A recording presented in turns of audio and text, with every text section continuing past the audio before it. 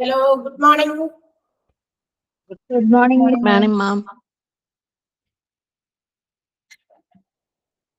Good morning, ma'am.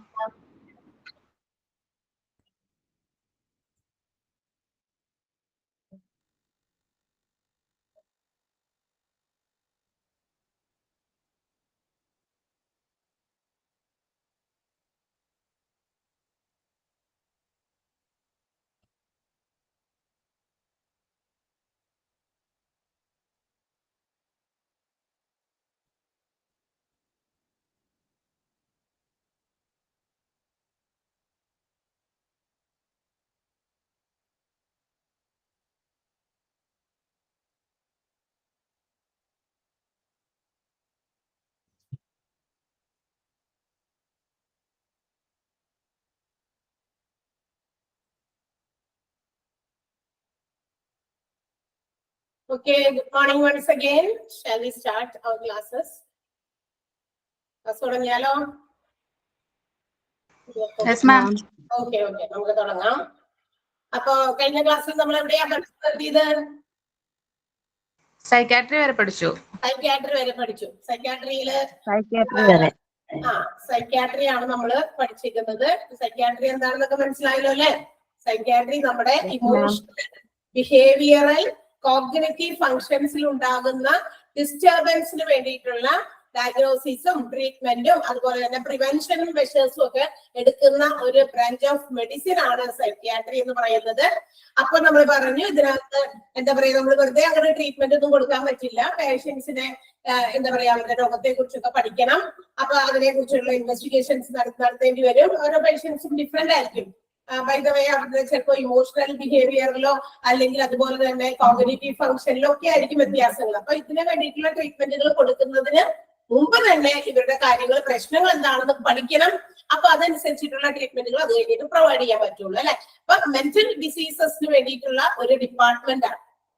Okay, ഇനി ഇത്തരം ആളുകൾക്ക് ഇത്തരം ട്രീറ്റ്മെന്റുകൾ മാത്രമല്ല പ്രൊവൈഡ് ചെയ്യുന്നത് എന്ന് പറഞ്ഞ് നമ്മൾ ഇതിന് വേണ്ടിയിട്ടുള്ള ചില സർവീസസ്, എക്സ്ട്രാ സർവീസസും ഈ ഒരു ഡിപ്പാർട്ട്മെന്റ് പ്രൊവൈഡ് ചെയ്യുന്നുണ്ട്. അതായത് ഒരു counselling, psycho social counselling provide ചെയ്യാം.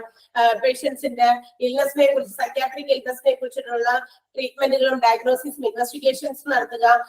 IQ ടെസ്റ്റുകൾ കണ്ടക്ട് ചെയ്യുക. ഇന്റലിജൻസ് കോഷ്യന്റ് ടെസ്റ്റ്, അതായത് എത്രത്തോളം ബുദ്ധിപരമായിട്ടുള്ള കാര്യങ്ങളൊക്കെ എങ്ങനെയാ പ്രവർത്തിക്കുന്നത് എന്നുള്ള ടെസ്റ്റുകൾ. വെറുതെ മുഖത്ത് നോക്കിയിരുന്നാൽ ബുദ്ധിപരമായിട്ടുള്ള ടെസ്റ്റിംഗ് ഒന്നും നടത്താൻ പറ്റില്ല. അപ്പൊ അതിനു വേണ്ടിയിട്ടുള്ള അത്തരം ബുദ്ധിയെ എങ്ങനെയാണ് ഓരോ കാര്യങ്ങൾ ബുദ്ധിപൂർവ്വം ഹാൻഡിൽ ചെയ്യുന്നത് എന്ന് മനസ്സിലാക്കാൻ വേണ്ടിയിട്ടുള്ള ചില ടെസ്റ്റുകൾ നടത്തുന്നു. കൂടാതെ സൈക്യാട്രിക് ആയിട്ടുള്ള പേഷ്യൻസിന് അവര് എന്തുകൊണ്ട് ആ ഒരു സ്റ്റേജിലേക്ക് വന്നു, എന്തുകൊണ്ട് അവരുടെ ആ ഇമോഷണൽ അല്ലെങ്കിൽ ബിഹേവിയറൽ അല്ലെങ്കിൽ കോഗ്നിറ്റീവ് ഫങ്ഷൻസിൽ ഡിസ്റ്റർബൻസ് വന്നു, may be some kind of addictions, ചില കാര്യങ്ങളിൽ ഉണ്ടാകുന്ന അമിതമായ ആ ഒരു പ്രത്യേക കാര്യത്തോടുള്ള എന്താ പറയാ ഒരു കോൺസെൻട്രേഷൻ, അതിനെയാണ് നമ്മൾ അഡിക്ഷൻ എന്ന് വിളിക്കുക. ഏതെങ്കിലും ഒരു പ്രത്യേക അതിനോട് കൂടുതൽ വേണ്ടാത്ത രീതിയിലുള്ള താല്പര്യങ്ങൾ കാണിക്കുക അല്ലെ? എന്തിനോട് നമ്മളുടെ ഒരു സമീപനം, ഒരു രീതി ഉണ്ട്. പക്ഷെ അതിനേക്കാൾ കുറച്ച് അധികമായിട്ട് കാണിക്കുമ്പോൾ അതിനെ നമ്മൾ അഡിക്ഷൻ എന്ന് വിളിക്കും. അപ്പൊ അത്തരം അഡിക്ഷൻസിനെ മാറ്റാൻ വേണ്ടിയിട്ട് ഡി അഡിക്ഷൻ സർവീസസും നമ്മുടെ സൈക്യാട്രി പ്രൊവൈഡ് ചെയ്യുന്നുണ്ട്. ഇവിടെ വരെയാണ് നമ്മൾ പഠിച്ചേ. സോ നമുക്ക് അവിടെ വരെ മനസ്സിലായല്ലോ എല്ലാവർക്കും? കുഴപ്പങ്ങളൊന്നും ഇല്ലല്ലോ? ഉണ്ടോ? ഓക്കെ, സോ നമുക്ക് അടുത്ത ഡിപ്പാർട്ട്മെന്റിലേക്ക് പോകാം. അടുത്ത ഡിപ്പാർട്ട്മെന്റിന്റെ പേരാണ് പൾമനോളജി അല്ലെ? എന്താണ് ഡിപ്പാർട്ട്മെന്റിന്റെ പേര്? പൾമനോളജി ഡിപ്പാർട്ട്മെന്റ് ആണ് ഇനി നമുക്ക് പഠിക്കാനുള്ളത്. This department deals with this department deals with the diagnosis and the treatment of diseases which is affecting our lungs and also our respiratory system. Lungs നമ്മുടെ ശ്വാസകോശ സംബന്ധമായ നമ്മുടെ റെസ്പിറേറ്ററി അവയവങ്ങൾ അല്ലെ? അതായത് നമ്മുടെ റെസ്പിറേഷൻ, അതായത് ഇൻഹെയിൽ ചെയ്യുന്നു, എക്സ്ഹെയിൽ ചെയ്യുന്നു അല്ലെ? നമ്മള് ശ്വാസം എടുക്കുന്നതും പുറത്തേക്ക് വിടുന്നതും ആയിട്ട് ബന്ധപ്പെട്ട ആ ഒരു സിസ്റ്റം, അതിനെയാണ് നമ്മൾ റെസ്പിറേറ്ററി സിസ്റ്റം എന്ന് വിളിക്കാം. അത് നടക്കുന്നത് ശ്വാസകോശം വഴിയാണ്. അപ്പൊ ലങ്സിൽ ഉണ്ടാകുന്ന പ്രത്യേക രോഗങ്ങളെ ട്രീറ്റ് ചെയ്ത് അതിനു വേണ്ടിയിട്ടുള്ള മെഡിസിൻസ് പ്രൊവൈഡ് ചെയ്യുന്ന ഒരു ഡിപ്പാർട്ട്മെന്റ് ആണ് പൾമനോളജി എന്ന് പറയുന്ന department. And this department is also known as റെസ്പിറോളജി, respiratory medicine and also chest medicine. ഇതിന്റെ മറ്റു പേരുകളാണ് കേട്ടോ. റെസ്പിറോളജി എന്ന് പേര് ഈ ഒരു ഡിപ്പാർട്ട്മെന്റിന്. റെസ്പിറേറ്ററി മെഡിസിൻ എന്ന പേരുണ്ട്, ആൻഡ് ഓൾസോ ചെസ്റ്റ് മെഡിസിൻ. 3 പേരുകൾ എന്താ പറയാ മറക്കരുത്. അതായത് ഈ 3 പേരുകൾ പൾമനോളജിയുടെ അതർ നെയിംസ് ഏതൊക്കെയാണെന്ന് ചോദിക്കും. അല്ലെങ്കിൽ chest medicine is also called dash department എന്ന് വേണമെങ്കിൽ ചോദിക്കാം. പൾമനോളജിയുടെ തന്നെയാണ്. അപ്പൊ ആ 3+1 പൾമനോളജി എന്ന് പറയുന്ന 4 പേരുകളും ഒന്ന് തന്നെയാണെന്ന് ഓർത്ത് തന്നെ പഠിക്കണം. അങ്ങനത്തെ ക്വസ്റ്റ്യൻസ് ഒക്കെ ഉണ്ടാകാറുണ്ട്, അതുകൊണ്ടാ പറയാം. ആൻഡ് ഇൻ ദിസ് ഡിപ്പാർട്ട്മെന്റ് സാധാരണ ഉണ്ടാകുന്ന രോഗങ്ങൾ ഏതൊക്കെ ഈ പറയുന്ന ചെസ്റ്റ് ആയിട്ട് റിലേറ്റഡ് ആയിട്ടുള്ള രോഗങ്ങളാണ് ഇതില് നമ്മൾ ട്രീറ്റ് ചെയ്യുന്നതെന്ന് ചോദിച്ചു കഴിഞ്ഞിട്ടുണ്ടെങ്കിൽ അലർജീസ്, പലതരത്തിലുള്ള അലർജീസ് നമ്മുടെ ലങ്സിനൊക്കെ എഫക്ട് ചെയ്യുന്നുണ്ട്. ബ്രോങ്കൈറ്റീസ്, പിന്നെ ലങ്സ് ക്യാൻസർ, ഇതൊക്കെയാണ് പ്രധാനമായിട്ടും ട്രീറ്റ് ചെയ്യുന്ന അസുഖങ്ങൾ. ഏതൊക്കെ? Allergy, bronchitis and lungs cancer. And also ഈ പൾമനോളജിസ്റ്റുകൾ സ്പെഷ്യലി ട്രെയിൻഡ് ആയിട്ടുള്ള, അതായത് ആ ഒരു ഡിപ്പാർട്ട്മെന്റിന് വേണ്ടി എടുത്ത് കോൺസെൻട്രേറ്റ് ചെയ്ത് അതിലും കോൺസെൻട്രേറ്റ് ചെയ്ത് മെഡിസിൻ എടുത്ത് പഠിച്ച ആളുകളായിരിക്കും പൾമനോളജിസ്റ്റുകൾ എന്ന് പറയുന്നത്. And also they focus on particularly pneumonia, asthma, tuberculosis and also complicated chest infections. ഇത്തരം കാര്യങ്ങൾക്കുള്ള ട്രീറ്റ്മെന്റുകളും പൾമനോളജിസ്റ്റുകൾ പ്രൊവൈഡ് ചെയ്യുന്നുണ്ട്. ഏതൊക്കെയാണത്? സ്പെഷ്യലി ട്രെയിൻഡ് ആയിട്ടുള്ള പൾമനോളജിസ്റ്റുകൾ also they treat the diseases which affect the chest. നമ്മുടെ എന്താ പറയാ നെഞ്ചുമായിട്ട് ബന്ധപ്പെട്ടിട്ടുള്ള ചില ട്രീറ്റ്മെന്റുകൾ, അതിനെ അഫക്ട് ചെയ്യുന്ന ഡിസീസസ് ആണ് അവർ ട്രീറ്റ് ചെയ്യുന്നത്. അതിൽ ഏറ്റവും എടുത്തു പറയുന്ന രോഗങ്ങളാണ് ന്യൂമോണിയ, ആസ്തമ, പിന്നെന്താ ട്യൂബർകുലോസിസ്, TB. ഇതൊക്കെ പണ്ടൊക്കെ TB എന്നൊക്കെ പറയുന്നത് ഒരു കോമൺ ഡിസീസ് ആയിരുന്നു. പക്ഷെ ഇന്ന് അത്ര വലിയ കാര്യമായിട്ടും നമ്മൾ അതിനെ കുറിച്ചൊന്നും കേൾക്കുന്നില്ല. ഭയങ്കര റെയർ ആയിട്ടാണ് ഇതൊക്കെ സംഭവിക്കുക. കാരണം ഓൾറെഡി അതിനൊക്കെ വേണ്ടിയിട്ടുള്ള എന്താ പറയാ ഇമ്മ്യൂണിറ്റിക്ക് വേണ്ടിയിട്ടുള്ള ഇഞ്ചക്ഷൻസ് ഒക്കെ നമ്മൾ ചെറുതിലേക്ക് കൊടുക്കുന്നത് കൊണ്ടും, അതുപോലെ തന്നെ എന്താ പറയാ കുറെ കാര്യങ്ങളൊക്കെ അവോയ്ഡ് ചെയ്ത് നമ്മൾ തന്നെ ശ്രദ്ധിക്കുന്നതുകൊണ്ടൊക്കെ ഈ ഒരു രോഗം ഇന്നിപ്പോ അധികം കോമൺ ആയിട്ട് കേൾക്കുന്നില്ല. പണ്ടൊക്കെ ഇതൊരു ഭയങ്കര രോഗം തന്നെയായിരുന്നു. അതിനുള്ള ട്രീറ്റ്മെന്റുകളും വളരെ കുറവായിരുന്നു. അപ്പൊ TB എന്ന് പറഞ്ഞ് ഷോർട്ടായിട്ട് പറയുന്നതാണ് ട്യൂബർകുലോസിസിനെ. മാത്രമല്ല കോംപ്ലിക്കേറ്റഡ് ആയിട്ടുള്ള ചെസ്റ്റ് ഇൻഫെക്ഷൻസ്. ഇന്നിപ്പോ ഇച്ചിരി കോമൺ ആയിട്ട് കേൾക്കുന്ന മറ്റൊരു അസുഖമാണ് ഈ ചെസ്റ്റ് ഇൻഫെക്ഷൻ. നമുക്ക് ഇന്നത്തെ ഈ എന്താ പറയാ കാലാവസ്ഥയിൽ നമുക്കുണ്ടാകുന്ന പല ചുമകളൊന്നും മാറാതെ നിന്ന് ഇങ്ങനെ ചുമച്ചുകൊണ്ടിരിക്കുക. കുറെ കഴിയുമ്പോൾ അത് അവിടെ ഒരു ഇൻഫെക്ഷൻ ആയിട്ടൊക്കെ വരുന്നുണ്ട്. ഇപ്പൊ കോമൺ ആയിട്ട് വരുന്ന ഒരു ഇതാണ്. ഇപ്പോഴത്തെ പനിയും ഒക്കെ ആയിട്ട് വരുന്നതാണ്. അപ്പൊ ഇത്തരം കാര്യങ്ങളൊക്കെ ട്രീറ്റ് ചെയ്യുന്നത് നമ്മളുടെ പൾമനോളജിയിലാണ്. പൾമനോളജി എന്ന് വേണ്ടിയിട്ടുള്ള ഡിപ്പാർട്ട്മെന്റ് ആണ്. Diagnosis, treatment and prevention of the disease which affect the lungs or respiratory system. And also they treat the diseases like allergy, bronchitis and lungs cancer. And also their pulmonologists concentrate on the mainly common diseases which affect our chest, that is pneumonia, asthma, tuberculosis and also common complicated chest infections. ഇതൊക്കെയാണ് നമ്മുടെ pulmonology എന്ന് പറയുന്ന ഡിപ്പാർട്ട്മെന്റിനെ കുറിച്ച് നമ്മൾ അറിഞ്ഞിരിക്കേണ്ടത്. Clear ആണോ? Pulmonology department മനസ്സിലായോ? അതന്നെ പഠിച്ചിട്ടുണ്ടാകും. ഓക്കെ, പറയുന്നില്ലല്ലോ ആരും. ഇല്ല, എവിടെയെങ്കിലും ആരും ക്ലിയർ ആയോ? Okay, yes. അപ്പൊ നമുക്ക് അടുത്ത ഡിപ്പാർട്ട്മെന്റ് പഠിക്കാം. പ്ലാസ്റ്റിക് സർജറി ആണ്. പ്ലാസ്റ്റിക് സർജറി എന്ന് പറയുന്ന ഡിപ്പാർട്ട്മെന്റ് ആണ് അടുത്ത ഡിപ്പാർട്ട്മെന്റ്. എന്താണ് ഇനി plastic surgery? It is the medicine which focus on the surgical repairments or defects of form or function of our human body. അതായത് മനുഷ്യന്റെ ഹ്യൂമൻ ബോഡിയുടെ സ്ട്രക്ചറിൽ അല്ലെങ്കിൽ അവരുടെ ബോഡിയുടെ ഫങ്ഷനിങ്ങില് എന്തെങ്കിലും തരത്തിലുള്ള ഡിഫക്റ്റുകൾ ഉണ്ടായാൽ അതിനെ ഫോക്കസ് ചെയ്ത് പഠിക്കുന്ന ഒരു മെഡിസിൻ ശാഖ, ഒരു മെഡിസിൻ ബ്രാഞ്ച് ആണ് പ്ലാസ്റ്റിക് സർജറി. നമുക്കറിയാം, നോർമലി ഒരാൾ ജനിക്കുമ്പോ അവർക്ക് അവരുടെ ബോഡിയുടെ സ്ട്രക്ചറിൽ ഒരു കോമൺ ആയിട്ട് നോർമൽ കേസസിലുള്ള സ്ട്രക്ചർ നമുക്കറിയാം. പക്ഷെ ചില ആളുകൾ ജനിക്കുമ്പോഴോ ജനിച്ചതിന് ശേഷം ഉണ്ടാകുന്ന വല്ല ആക്സിഡൻസിലോ ഒക്കെ അവരുടെ ബോഡിയുടെ ആ ഒരു സ്ട്രക്ചറിന് ചില ഡിഫക്റ്റുകളൊക്കെ വരാറുണ്ട്, ചില ക്രമക്കേടുകളൊക്കെ വരാറുണ്ട്, പോരായ്മകളൊക്കെ. അപ്പൊ അത്തരം കാര്യങ്ങൾക്കൊക്കെ വേണ്ടി അതൊക്കെ കറക്റ്റ് ചെയ്യാനുള്ള ഒരു ഡിപ്പാർട്ട്മെന്റ് ആണ് പ്ലാസ്റ്റിക് സർജറി എന്ന് പറയുന്നത്. ജന്മനെ ഉള്ളതും അതുപോലെ തന്നെ അതിനുശേഷം പിന്നീട് എപ്പോഴെങ്കിലും നമ്മുടെ ലൈഫിന്റെ ഏതെങ്കിലും ഒരു വഴിയിൽ വെച്ചിട്ട് ഉണ്ടാകുന്നതുമായിട്ടുള്ള ഡിഫക്റ്റുകളാണ്. അപ്പൊ ഹ്യൂമൻ ബോഡിയുടെ സ്ട്രക്ചറിലോ ഫംഗ്ഷനിങ്ങിലോ ഉണ്ടാകുന്ന ക്രമക്കേടുകളെ വേണ്ടിയിട്ട് അതിന് വേണ്ടിയിട്ട് കോൺസെൻട്രേറ്റ് ചെയ്ത് പഠിച്ചിരിക്കുന്ന ഒരു സർജിക്കൽ ഡിപ്പാർട്ട്മെന്റ് കൂടിയാണ് പ്ലാസ്റ്റിക് സർജറി. ഒരു സർജറീസ് ആണ് ഇവിടെ കൂടുതൽ നടക്കുക. ഓക്കെ, അപ്പോ ഈ അങ്ങനെയാണെങ്കിൽ ഇത്തരം ഈ ഒരു പ്ലാസ്റ്റിക് സർജറിയെ രണ്ടായിട്ട് ക്ലാസിഫൈ ചെയ്തിട്ടുണ്ട്. പ്രധാനമായിട്ടും 2 ഏരിയാസ് ആണ് പ്ലാസ്റ്റിക് സർജറി കവർ ചെയ്യുന്നത്. ഒന്നാമത്തേത് റീകൺസ്ട്രക്റ്റീവ് പ്ലാസ്റ്റിക് സർജറിയും രണ്ടാമത്തേത് cosmetic സർജറിയുമാണ്. Let's see which are these two. ഇത് രണ്ടും എന്താണ് നമുക്ക് നോക്കാം. എന്താണ് റീകൺസ്ട്രക്റ്റീവ്? ആ വേർഡിൽ നിന്ന് തന്നെ നമുക്ക് മനസ്സിലാക്കണം. റീകൺസ്ട്രക്റ്റീവ് സർജറി, പ്ലാസ്റ്റിക് സർജറി എന്ന് പറഞ്ഞു കഴിഞ്ഞാൽ നമ്മളുടെ സ്ട്രക്ചർ, അതായത് ഹ്യൂമൻ ബോഡിയുടെ സ്ട്രക്ചർ അല്ലെങ്കിൽ ഫങ്ഷൻസിൽ ഉണ്ടാകുന്ന ഡിഫക്റ്റുകളെ കറക്റ്റ് ചെയ്യുക. അതാണ് ഞാൻ ആദ്യം പറഞ്ഞ കാര്യം. അതായത് നമുക്ക് ജനിച്ചതിന് ശേഷമോ ജന്മനയോ നമുക്ക് ഉണ്ടാകുന്ന ചില ഡിഫക്റ്റുകൾ. നോർമലി ഒരു പേഴ്സൺ ജനിച്ചു കഴിഞ്ഞ് അവരുടെ ശരീരത്തിന്റെ അവയവങ്ങൾക്ക് ആ ഒരു ഘടനയ്ക്കൊക്കെ ഒരു പ്രത്യേകതയുണ്ട്.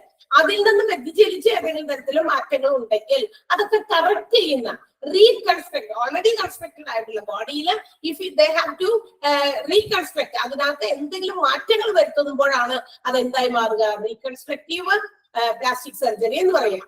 അതിലേക്ക് കുറച്ചുകൂടി മനസ്സിലാക്കണമെങ്കിൽ നെക്സ്റ്റ് വൺ നമുക്കൊന്ന് നോക്കാം. Cosmetic surgery. Cosmetic surgery usually ആരായിരിക്കും? കുറച്ച് സെലിബ്രിറ്റീസോ അല്ലെങ്കിൽ കുറച്ച് കാശുകാരൊക്കെ ചെയ്യുന്ന ഒരു കാര്യമാണ് കോസ്മെറ്റിക് സർജറി എന്ന് പറയുന്നത്. നമ്മുടെ ബോഡിന്റെ അപ്പിയറൻസ് കുറച്ചുകൂടി അപ്പീലിംഗ് ആക്കാൻ വേണ്ടി, എന്ന് വെച്ചാൽ നമുക്കൊന്നുകൂടി സൗന്ദര്യം വർദ്ധിപ്പിക്കണം. അപ്പൊ ഏതെങ്കിലും ഭാഗങ്ങൾ കറക്റ്റ് ചെയ്യുക, അതിന് വേണ്ടിയിട്ടുള്ളതാണ് കോസ്മെറ്റിക് സർജറി. ഇപ്പൊ നമുക്ക് ഞാൻ നേരത്തെ പറഞ്ഞല്ലോ, കൂടുതലും ഇത് ഉപയോഗിക്കുന്നത് നമ്മളുടെ സെലിബ്രിറ്റീസ് ഒക്കെ ആയിരിക്കും. കാരണം ഫിലിം സ്റ്റാർസ് ഒക്കെ അവരുടെ പ്രൊഫഷന്റെ ഭാഗമായിട്ട് അവർക്ക് ശരീരത്തിന്റെ ഘടനയിലും മറ്റു കാര്യങ്ങളിലൊക്കെ എന്തെങ്കിലും changes due to old age, കുറച്ച് കഴിയുമ്പോൾ പ്രായമാവുമല്ലോ വെച്ചുമാര് ഓരോ വർഷം കഴിയുമ്പോഴും. അപ്പൊ അതൊക്കെ ഒന്ന് കറക്റ്റ് ചെയ്ത് അവരുടെ ആ ഒരു പ്രൊഫഷനെ ബാധിക്കാത്ത രീതിയിൽ അവരുടെ അപ്പിയറൻസിനെ അങ്ങനെ തന്നെ നിലനിർത്തുക, അല്ലെങ്കിൽ കുറച്ചും കൂടി സൗന്ദര്യം വർദ്ധിപ്പിക്കുക.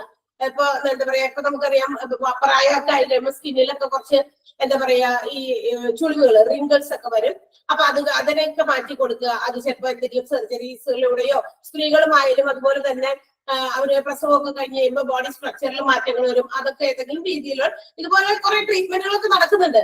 ഓക്കെ, അപ്പൊ ഇവർക്കൊക്കെ വേണ്ടിയിട്ട് അത്തരം കാര്യങ്ങൾക്ക് വേണ്ടിയിട്ട് അപ്പൊ അതായത് അപ്പിയറൻസ് കുറച്ചും കൂടി അപ്പീലിംഗ് ആക്കുക, അട്രാക്റ്റീവ് ആക്കുക, ഒന്നുകൂടി നമ്മുടെ സൗന്ദര്യം വർദ്ധിപ്പിക്കുക. നേരത്തെ ഉള്ള സൗന്ദര്യത്തിൽ നിന്ന് കുറച്ചും കൂടി കൂടുതൽ വർദ്ധിപ്പിക്കുകയോ അല്ലെങ്കിൽ നമ്മളുടെ എന്തെങ്കിലും കാര്യങ്ങൾ കൊണ്ട് നമുക്കുണ്ടായ ഘടനയിലുണ്ടായ മാറ്റം, ഇപ്പൊ പെണ്ണുങ്ങളൊക്കെ ആണെങ്കിൽ ഞാൻ പറഞ്ഞില്ലേ പ്രസവമൊക്കെ കഴിയുമ്പോൾ സ്ട്രക്ചറിൽ കുറച്ച് മാറ്റങ്ങൾ വരും, പക്ഷെ അവരുടെ പ്രൊഫഷനൊക്കെ ബാധിക്കാൻ പാടില്ല. അപ്പൊ ആ ബോഡി അങ്ങനെ തന്നെ കീപ്പ് ചെയ്യാൻ വേണ്ടിയിട്ട് അങ്ങനെയുള്ള ഒരു മെഡിക്കൽ അല്ലെങ്കിൽ സർജിക്കൽ ഒരു പ്രൊസീജിയേഴ്സ് നടത്തി കൊടുക്കുന്ന ഡിപ്പാർട്ട്മെന്റ് ആണ്, അല്ലെങ്കിൽ അതൊരു സർജറിയാണ് കോസ്മെറ്റിക് സർജറി. രണ്ടാണ്. റീകൺസ്ട്രക്റ്റീവ് പ്ലാസ്റ്റിക് സർജറി എന്ന് പറയുന്നതും കോസ്മെറ്റിക് സർജറിയും രണ്ടൊന്നുമല്ല. മറ്റേത് ഡിഫക്റ്റ് ഉണ്ടായിട്ട്, ഡിഫക്റ്റ് ആണ്, ഇവിടെ ഓൾറെഡി ഡിഫക്റ്റ് ഒന്നുമില്ല, പക്ഷെ നമ്മുടെ ആ സൗന്ദര്യത്തെ കുറച്ചുകൂടി വർദ്ധിപ്പിക്കുക, മറ്റുള്ളവർക്ക് മുമ്പിൽ കുറച്ച് അപ്പീലിംഗ് ഒരു അപ്പിയറൻസ് കൊണ്ടുവരിക, അതാണ് രണ്ടാമത്തെ കോസ്മെറ്റിക് സർജറി എന്ന് പറയുന്നത്. മനസ്സിലായോ രണ്ടും തമ്മിലുള്ള വ്യത്യാസം എന്താന്ന്? Plastic surgery 2 areas sub specialities cover ചെയ്യുന്നുണ്ട്. ഫസ്റ്റ് വൺ റീകൺസ്ട്രക്റ്റീവ് പ്ലാസ്റ്റിക് സർജറിയും ആൻഡ് സെക്കൻഡ് വൺ കോസ്മെറ്റിക് സർജറിയുമാണ്. Clear? Okay. And in the last department, in supportive department, നമ്മൾ ഇനി പഠിക്കാൻ പോകുന്നത് സപ്പോർട്ടീവ് ഡിപ്പാർട്ട്മെന്റിലെ അവസാനത്തെ ഡിപ്പാർട്ട്മെന്റ് ആണ് നിങ്ങൾക്ക് തന്നിരിക്കുന്നതില് യൂറോളജി ആൻഡ് ആൻഡ്രോളജി എന്ന് പറയുന്ന ഡിപ്പാർട്ട്മെന്റ് ആണ്. നമ്മൾ സപ്പോർട്ടീവ് ഡിപ്പാർട്ട്മെന്റുകളാണ് ഈ ക്ലാസ്സുകളിൽ ഇത്രയും ദിവസങ്ങളായിട്ട് പറഞ്ഞുകൊണ്ടിരുന്നത്. അത് തന്നെയല്ല, മാത്രമല്ല ഈ സപ്പോർട്ടീവ് ഡിപ്പാർട്ട്മെന്റ് ആകുമ്പോൾ ഓരോ ഡിപ്പാർട്ട്മെന്റും എന്തിന് റിലേറ്റ് ചെയ്തതാണ്, ഏത് ബോഡി ഓർഗൻസിന് വേണ്ടിയിട്ടുള്ള ട്രീറ്റ്മെന്റുകളാണ് ഈ ഓരോ ഡിപ്പാർട്ട്മെന്റുകളും നടക്കണമെന്നൊക്കെ ഉള്ളത് കൊണ്ട് അത്രയും നമ്മൾ ഡീറ്റെയിൽഡ് ആയിട്ട് കുറെ കാര്യങ്ങളൊക്കെ പറയേണ്ടേയും നോട്ട് തരേണ്ടൊക്കെ വന്നതുകൊണ്ട് ഇത്രയും ക്ലാസ്സുകൾ നമ്മൾ കൂടുതൽ എടുക്കേണ്ടി വന്നത്. ചില ടീച്ചേഴ്സിന്റെ ഒക്കെ 1, 2, 3, 4 ചാപ്റ്റേഴ്സ് ഒക്കെ തീർന്നുണ്ടാവുമെന്ന് എനിക്കറിയാം. പക്ഷെ ഓരോ ഡിപ്പാർട്ട്മെന്റുകൾ ഹോസ്പിറ്റൽസിൽ ഏതൊക്കെയാണെന്നും ആ ഡിപ്പാർട്ട്മെന്റുകളിലൊക്കെ എന്തൊക്കെയാ നടക്കുന്നതെന്നും അതൊക്കെ നടക്കുന്നത് എന്താണെന്നും ഒക്കെ അറിയണമല്ലോ. Sorry, medical department. അപ്പൊ മെഡിക്കൽ ഡിപ്പാർട്ട്മെന്റിലെ OP ഡിപ്പാർട്ട്മെന്റിലെ എന്തൊക്കെയാ കാര്യങ്ങൾ നടക്കുന്നത്, ഏതൊക്കെ ഡിപ്പാർട്ട്മെന്റുകൾ ഫംഗ്ഷൻ ചെയ്യുന്നുണ്ട്, അതൊക്കെ നമ്മൾ അറിയണം അല്ലെ. അപ്പൊ അതൊക്കെ അറിഞ്ഞിട്ടാണ് നമ്മൾ ബാക്കിയുള്ള കാര്യങ്ങൾ എന്താ പറയാ ഒരു ഹോസ്പിറ്റലിനെ അഡ്മിനിസ്റ്റർ ചെയ്യുന്ന കാര്യങ്ങളിലേക്ക് പോകണ്ടേ. അപ്പൊ നമ്മളുടെ മെഡിക്കൽ ഡിപ്പാർട്ട്മെന്റിലെ അവസാനത്തേതാണ് യൂറോളജി ആൻഡ് ആൻഡ്രോളജി എന്ന് പറയുന്ന ഡിപ്പാർട്ട്മെന്റ്. അടുത്ത ഭാഗമൊക്കെ പഠിക്കുമ്പോൾ ഇത്രയും എക്സ്പ്ലനേഷൻസിന്റെ ആവശ്യമില്ല. ബിക്കോസ് ഇതൊക്കെ നമ്മുടെ രോഗത്തിന്റെ ട്രീറ്റ്മെന്റ്, അതിന്റെ അവയവങ്ങള്, ഓർഗൻസ്, അതൊക്കെ ആയതുകൊണ്ടാണ് അത്രയും ഡീറ്റെയിൽ ആയിട്ട് നമുക്ക് പറയേണ്ടി വന്നത്. ഏത് രോഗം ഏത് ഓർഗനെ ബാധിക്കുന്നു, അതിന് വേണ്ടിയിട്ടുള്ള ട്രീറ്റ്മെന്റുകൾ പ്രൊവൈഡ് ചെയ്യുന്നുണ്ടോ, അതേതാണ്, അതിന് സർജറീസ് നടത്തുന്നത് ആര്, ഇങ്ങനെയുള്ള കാര്യങ്ങളൊക്കെ ഡീറ്റെയിൽ ആയിട്ട് നമ്മൾ ഓരോ ഡിപ്പാർട്ട്മെന്റിനെ കുറിച്ചും പറഞ്ഞു തരുന്നു കേട്ടോ. അപ്പൊ അടുത്തത് urology and andrology, the branch of medicine which focus on the surgical and medical diseases for male and also female. ഏതിനു വേണ്ടിയിട്ടാ? യൂറിനറി ട്രാക്ട് സിസ്റ്റം, മൂത്രാശയ അണുബാധ അല്ലെ, മൂത്രാശയ സംബന്ധമായ അണുബാധകള് അത് സ്ത്രീകൾക്കും പുരുഷന്മാർക്കും. അതായത് നമുക്ക് നമ്മുടെ യൂറിൻ ട്രാക്ട് സിസ്റ്റത്തിൽ ഒരുപാട് കാര്യങ്ങൾ അടങ്ങിയിട്ടുണ്ട്. ആ ഒരു സിസ്റ്റം, ആ ഒരു വ്യവസ്ഥ അതുണ്ടല്ലോ, നമ്മുടെ യൂറിൻ പാസ് ചെയ്യുന്നത് വരെയുള്ള ആ വ്യവസ്ഥയിൽ ഒരുപാട് ഓർഗൻസ് പാർട്ടിസിപ്പേറ്റ് ചെയ്യുന്നുണ്ട്. അപ്പൊ ആ ഒരു വിഭാഗത്തിൽ ഉണ്ടാകുന്ന ഏത് തരത്തിലുള്ള രോഗങ്ങള് അത് പെണ്ണുങ്ങളിലായിക്കോട്ടെ ആണുങ്ങളിലായിക്കോട്ടെ രണ്ടുപേർക്കും കൊടുക്കുന്ന ഒരു ഡിപ്പാർട്ട്മെന്റ് ആണ് യൂറോളജി എന്ന് പറയുന്നത്. And also it focus on male reproductive system. In നോക്കിയാൽ നമ്മുടെ ഫീമെയിൽ റീപ്രൊഡക്റ്റീവ് സിസ്റ്റം, ഇത് സ്ത്രീകളുടെ പ്രത്യുൽപാദനവുമായി ബന്ധപ്പെട്ട ആ വ്യവസ്ഥയില് ഏത് ഡിപ്പാർട്ട്മെന്റ് ആണ് ഹാൻഡിൽ ചെയ്യുന്നതെന്ന് നമ്മൾ പറഞ്ഞു? ഗൈനക്കോളജി ആണ് അല്ലെ. ഗൈനക്കോളജി ആണ് സ്ത്രീകളുടെ പ്രത്യുൽപാദനവുമായി ബന്ധപ്പെട്ട എന്തെങ്കിലുമൊക്കെ പ്രശ്നങ്ങൾ ഉണ്ടെങ്കിൽ ട്രീറ്റ് ചെയ്യാൻ വേണ്ടി സ്ത്രീകൾക്ക് വേണ്ടിയിട്ടുള്ള ഡിപ്പാർട്ട്മെന്റ് ആണ് ഗൈനക്കോളജി. സ്ത്രീകൾക്ക് മാത്രമായിരിക്കും ഇത്തരം പ്രശ്നങ്ങൾ ഉണ്ടാകാം? തീർച്ചയായിട്ടും അല്ല. പുരുഷന്മാരിലും കാണപ്പെടാം ഇത്തരം ചില പ്രശ്നങ്ങൾ അല്ലെ. അതായത് കൊച്ചുങ്ങളെ ഉത്പാദിപ്പിക്കാനുള്ള ആ ഒരു സിസ്റ്റത്തില് രണ്ടുപേരുടെയും പാർട്ടിസിപ്പേഷൻ ഉണ്ട്. അപ്പൊ രണ്ടുപേരുടെയും ഓർഗൻസ് എല്ലാം അതിന് വേണ്ടിയിട്ട് പെർഫെക്റ്റ്ലി പ്രിപ്പയർഡ് ആയിട്ടിരിക്കണം. അപ്പൊ ബോത്ത് മെന്നിലും വിമനിലും ഈ പറയുന്ന സംഗതികളിലെ കുഴപ്പങ്ങളും ഉണ്ടാകാൻ സാധ്യതയുണ്ട്. അപ്പൊ മെന്നിന്റെ നമ്മൾ നേരത്തെ പറഞ്ഞില്ല, നേരത്തെ പല ഡിപ്പാർട്ട്മെന്റിലും പറഞ്ഞോ? ഇല്ല. അപ്പൊ മെന്നിന് വേണ്ടിയിട്ടുള്ള, അതായത് പുരുഷന്മാരിൽ ഇത്തരം റിപ്രൊഡക്റ്റീവ് പ്രത്യുൽപാദന വ്യവസ്ഥയിൽ ഉണ്ടാകുന്ന ക്രമക്കേടുകളൊക്കെ പരിശോധിക്കുന്നതും അതിനുവേണ്ടി മരുന്നുകളൊക്കെ പ്രൊവൈഡ് ചെയ്യുന്നതും ഉള്ള ഡിപ്പാർട്ട്മെന്റ് കൂടിയാണ് യൂറോളജി എന്ന് പറയുന്നത്. അപ്പൊ urinary tract system both men and വിമനിലും, എന്നാൽ മെന്നിന്റെ മാത്രം റീപ്രൊഡക്റ്റീവ് സിസ്റ്റത്തിൽ ഉണ്ടാകുന്ന ക്രമക്കേടുകളൊക്കെ ഐഡന്റിഫൈ ചെയ്ത് അതിന് എന്താ പറയാ പ്രിവെൻഷൻ മെഷേഴ്സും അതുപോലെ തന്നെ മെഡിസിൻസും ഒക്കെ പ്രൊവൈഡ് ചെയ്യുന്ന ഡിപ്പാർട്ട്മെന്റ് ആണ്. അപ്പൊ അങ്ങനെയാണെങ്കിൽ യൂറോളജിയിലെ which of organs are participating, ഏതൊക്കെ ഇൻക്ലൂഡ് ചെയ്യും ഈ യൂറോളജിയിലെ അവയവങ്ങളിൽ? അതിനകത്ത് വരുന്ന അവയവങ്ങൾ ഏതൊക്കെയാണെന്ന് എടുത്ത് പറയുന്നുണ്ട്. Kidney, adrenal glands, ureters, urinary bladder, urethra and also male reproductive system. Okay. ഈ പറയുന്ന ഓർഗൻസ് യൂറോളജിയിൽ അവര് ശുശ്രൂഷിക്കുന്ന അല്ലെങ്കിൽ അതിന്റെ ഡിസീസസ് എഫക്ട് ചെയ്യാൻ സാധ്യതയുള്ള ആ ഓർഗൻസ് ആണ് ഇവർ എടുത്ത് പറയുന്നത്. ഏതൊക്കെ ഭാഗങ്ങളാണ് ശരീരത്തിന്റെ? കിഡ്നി ഉണ്ട്, അഡ്രിനൽ അന്തസ്രാവി വ്യവസ്ഥ അല്ലെ, അഡ്രിനൽ ഗ്ലാൻഡ് അന്തസ്രാവി ഗ്രന്ഥി, അതുപോലെ യുറേറ്റേഴ്സ് മൂത്രനാളി, അതാണ് നമ്മുടെ യൂറിൻ പാസ് ചെയ്ത് പോകുന്ന, അതാണ് യൂറിനറി ബ്ലാഡർ. അത് ഏതിലാണോ ഹോൾഡ് ചെയ്ത് വെക്കുന്നത്, യൂറിൻ ഹോൾഡ് ചെയ്ത് വെക്കുന്ന ബ്ലാഡർ ആണ്. പിന്നെന്താ? യുറേത്ര, duct through which urine is discharge, നമ്മുടെ യൂറിൻ പുറത്തേക്ക് പോകുന്ന ആ ചെറിയ ഭാഗം, അതിനെയാണ് യുറേത്ര എന്ന് വിളിക്കാം. പിന്നെ മെയിൽ റീപ്രൊഡക്റ്റീവ് സിസ്റ്റം മൊത്തം. മെയിലിന്റെ റീപ്രൊഡക്റ്റീവ് സിസ്റ്റത്തിൽ പാർട്ടിസിപ്പേറ്റ് ചെയ്യുന്ന ഓർഗൻസ് ഏതൊക്കെയാണോ അതൊക്കെ അത് മെയിലിന്റെ ശരീരത്തിൽ ഉണ്ടാവുമല്ലോ. ഏതൊക്കെ? ഇപ്പൊ ഒരു അവയവം മാത്രമല്ല, റീപ്രൊഡക്ഷന് ഹെൽപ്പ് ചെയ്യുന്ന അതിന് വേണ്ടിയിട്ടുള്ള പ്രിപ്പയർഡ് ആയിട്ടുള്ള ഓർഗൻസ് പുരുഷന്മാരുടെ ശരീരത്തിനകത്തും ഒരുപാടുണ്ട്. അപ്പൊ അതെല്ലാം മൊത്തത്തിലാണ്, അതിന് ബാധിക്കുന്ന എല്ലാ ഡിസീസസും അവിടെ യൂറോളജിയിൽ ട്രീറ്റ് ചെയ്യുന്നു. ആൻഡ് ഓൾസോ ദിസ് ഡിപ്പാർട്ട്മെന്റ്, ഈ ഒരു department manages the conditions of urinary tract infections, അതായത് മൂത്രാശയ സംബന്ധമായിട്ടുള്ള infections. Then also kidney stones manage ചെയ്യുന്നുണ്ട്, പ്രോസ്റ്റേറ്റ് ക്യാൻസർ, പിന്നെ congenital abnormalities and also traumatic injury. എന്താണ് ഈ പറയുന്ന സർജിക്കൽ ട്രീറ്റ്മെന്റ് ഉൾപ്പെടെ, മരുന്ന് മാത്രം കൊടുക്കുകയല്ല, സർജറീസും നടത്തുന്നുണ്ട്. അപ്പൊ അതിനകത്ത് പെടുന്നത് ഏതൊക്കെയാണെന്ന് വെച്ചാൽ kidney stone, prostate cancer, congenital abnormalities and also traumatic injuries ഒക്കെ. എന്താണ്? കിഡ്നിയെ സംബന്ധിക്കുന്ന എന്തെങ്കിലും പ്രശ്നങ്ങളുണ്ടെങ്കിൽ അത് ട്രീറ്റ് ചെയ്യുന്നു. പിന്നെ നമ്മളുടെ എന്താ പറയാ കിഡ്നി സ്റ്റോൺസ് കേട്ടോ. പിന്നെ എന്താ? പ്രോസ്റ്റേറ്റ് ക്യാൻസർ, ബ്ലാഡർ പ്രശ്നങ്ങളൊക്കെ. എന്തെങ്കിലും നമ്മളുടെ ഈ യൂറിനറി ബ്ലാഡറിനകത്ത് എന്തെങ്കിലും കുഴപ്പങ്ങളൊക്കെ ഉണ്ടെങ്കിൽ അത് ട്രീറ്റ് ചെയ്യുക. പ്രോസ്റ്റേറ്റ് ക്യാൻസർ, ഈ പ്രോസ്റ്റേറ്റ് എന്ന് പറയുന്നതും പുരുഷ പ്രത്യുൽപാദനത്തിൽ ഹെൽപ്പ് ചെയ്യുന്ന അല്ലെങ്കിൽ അതിന് വേണ്ടിയിട്ടുള്ള ഒരു ഓർഗനാണ്. അതിനകത്ത് ഏറ്റവും പ്രധാനപ്പെട്ട ഒരു പങ്ക് വഹിക്കുന്ന ഒരു ഓർഗൻ, ശരീരത്തിലെ അകത്തുള്ള ഒരു ഓർഗന്റെ പേരാണ് പ്രോസ്റ്റേറ്റ്. അതിന് എന്തെങ്കിലും എന്താ പറയാ ക്യാൻസർ ബാധിക്കാനൊക്കെ ഇടയുണ്ട്. അപ്പൊ അത്തരം പ്രോസ്റ്റേറ്റിൽ ഉണ്ടാകുന്ന ക്യാൻസർ ആയതുകൊണ്ടാണ് അതിനാ പേര് വന്നത് പ്രോസ്റ്റേറ്റ് ക്യാൻസർ.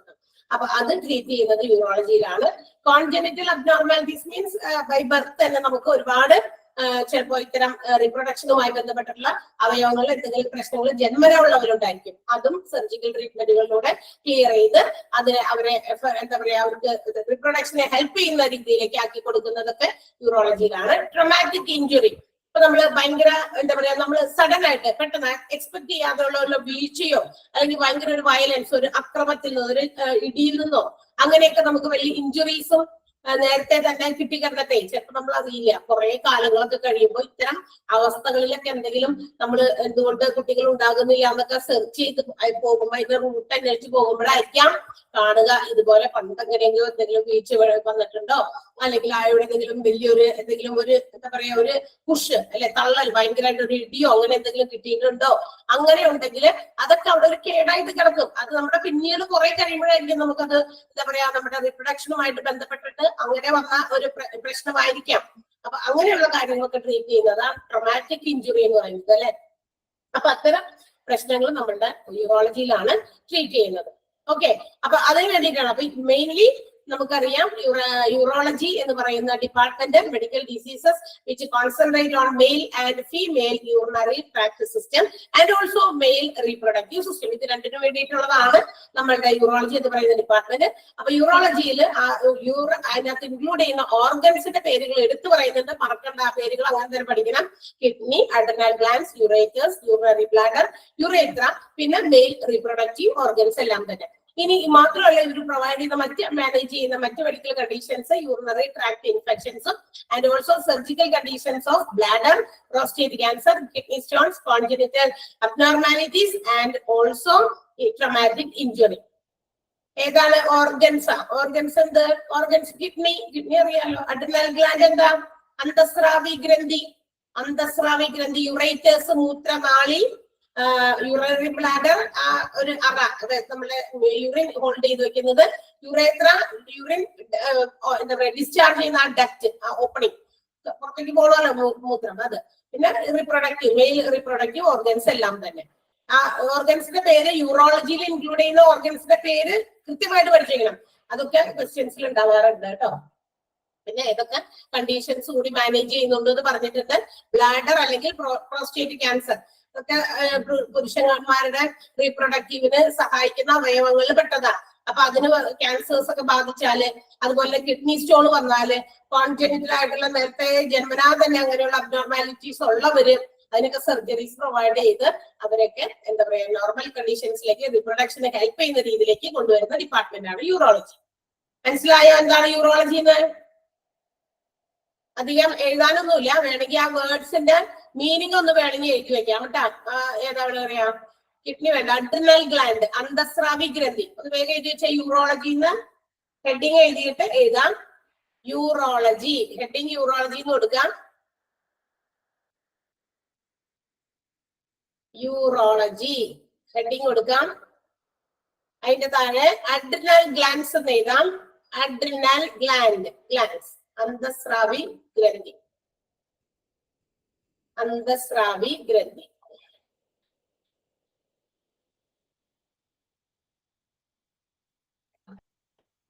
യുറേറ്റേഴ്സ് മൂത്രനാളി.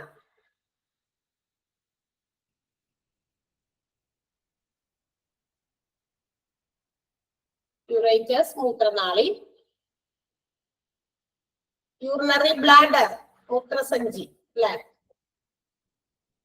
യൂറിനറി ബ്ലാഡർ മൂത്രസഞ്ചി. Urethra, the duct through which urine is discharged. Urethra, duct through which urine is discharged. മൂത്രം പുറത്തേക്ക് പോകുന്ന ആ ഒരു ദ്വാരം, യുറേത്ര. എന്തൊക്കെ മലയാളം മീനിങ് ജസ്റ്റ് ഒന്ന് അറിയാൻ വേണ്ടി മാത്രം. ആ ഓർഗൻസ് എന്താണെന്നൊക്കെ കാര്യം പറഞ്ഞപ്പോ മനസ്സിലായിട്ടുണ്ടാകും. അടുത്ത നിങ്ങൾ എഴുതേണ്ട പോയിന്റ് ഇതാണ്, പ്രോസ്റ്റേറ്റ് ക്യാൻസർ എന്താണെന്ന് എഴുതിയിരിക്കണം കേട്ടാ. പ്രോസ്റ്റേറ്റ് ക്യാൻസർ, പ്രോസ്റ്റേറ്റ് ക്യാൻസർ പറയട്ടെ. പ്രോസ്റ്റേറ്റ് ക്യാൻസർ ഓക്കെ, ഹൈഫനേറ്റഡ് എഴുതുക. It is an important organ. It is an important organ an important organ in male reproductive system. Male reproductive system. Important organ in male reproductive system. Full stop. The cancer in this prostate is called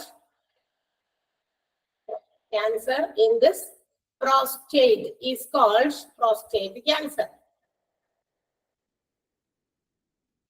Is called prostate cancer.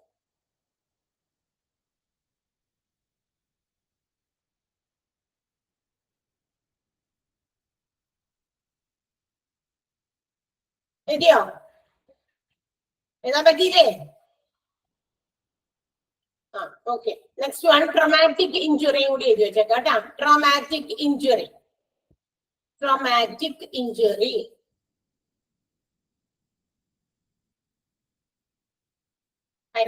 എഴുതാം. A tissue injury, tissue injury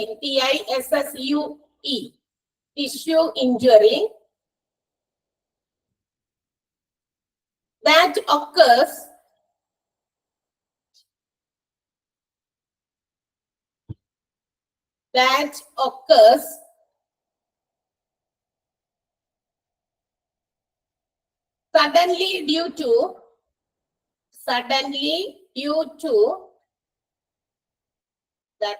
suddenly due to a violence or accident. Accident മൂലമോ പെട്ടെന്നുണ്ടാകുന്ന എന്തെങ്കിലും അക്രമം മൂലമോ ഉണ്ടാകുന്ന ഒരു tissue, ഒരു ഇഞ്ചുറിയാണ്, ഒരു ആഘാതം എന്നൊക്കെ നമ്മൾ പറയില്ലേ, അതിനെയാണ് നമ്മള് ട്രോമാറ്റിക് ഇഞ്ചുറി എന്ന് വിളിക്കാം. ഓക്കെ. അപ്പൊ ഇതൊക്കെയാണ് നമ്മളുടെ മെഡിക്കൽ ഡിപ്പാർട്ട്മെന്റിലെ OPD, അതായത് ഔട്ട് പേഷ്യന്റ് ഡിപ്പാർട്ട്മെന്റുകൾക്ക് കൊടുക്കുന്ന പ്രധാനപ്പെട്ട സർവീസസ്. അതിൽ വരുന്ന ഒരുപാട് ഡിപ്പാർട്ട്മെന്റുകളെ നമ്മൾ പരിചയപ്പെട്ടു. ഓരോ ഡിപ്പാർട്ട്മെന്റുകൾക്കും അതിൻ്റെതായ ഫങ്ഷൻസ് ഉണ്ട്, അതിൻ്റെതായ ആളുകളാണ് അത് ഹാൻഡിൽ ചെയ്യുന്ന. ഓരോത്തിലും സ്പെഷ്യലൈസ്ഡ് ആയിട്ടുള്ള ആളുകളാണ് അത് ഓരോ ഡിപ്പാർട്ട്മെന്റുകൾ ഹാൻഡിൽ ചെയ്യുക. അവര് മെയിൻ ആയിട്ട് കോൺസെൻട്രേറ്റ് ചെയ്തിരിക്കുന്ന ഓർഗൻസ്, നമ്മുടെ ശരീരത്തിലെ ഏതൊക്കെ ഭാഗങ്ങളാണെന്നും ഏതൊക്കെ രീതിയിലുള്ള ട്രീറ്റ്മെന്റുകളെ പ്രൊവൈഡ് ചെയ്യുന്നതൊക്കെയാണ് നമ്മൾ മെഡിക്കൽ ഡിപ്പാർട്ട്മെന്റിലെ OPD പറഞ്ഞു തരുന്നത്. ഓക്കെ, പഠിച്ചോളണം എല്ലാം. ഓരോ ഡിപ്പാർട്ട്മെന്റും അതനുസരിച്ച് തന്നെ ഡിപ്പാർട്ട്മെന്റുകൾ ഒത്തിരി ഇമ്പോർട്ടന്റ് ആണ്. കാരണം ഡിപ്പാർട്ട്മെന്റുകളിൽ നിന്ന് ഒരുപാട് ക്വസ്റ്റ്യൻസ് നമുക്ക് ചോദിക്കാനായിട്ടുണ്ടാകും. മറ്റേതെങ്കിലും കാര്യങ്ങളെ കുറിച്ചിനേക്കാൾ നമ്മൾ കമ്പയർ ചെയ്യുമ്പോൾ അതിൽ നിന്ന് കൂടുതൽ കാര്യങ്ങൾ ഉണ്ടാവും. കാരണം അതൊക്കെ നമുക്ക് അറിഞ്ഞിരിക്കാൻ വേണ്ടിയിട്ടാണ്. ഓക്കെ, സോ നമുക്ക് അടുത്ത ഡിപ്പാർട്ട്മെന്റ് പഠിച്ചാലോ? നീ നമ്മൾ പറഞ്ഞു ഹോസ്പിറ്റൽസിലെ ഡിപ്പാർട്ട്മെന്റുകളെ പ്രധാനമായിട്ട് എത്രയായിട്ട് തരംതിരിച്ചിരിക്കുന്നത്? Hospital departments are mainly classified into എത്രയാ? Hospital departments are mainly classified into 3. മൂന്നായിട്ടാണ്. ഏതൊക്കെയാണത്?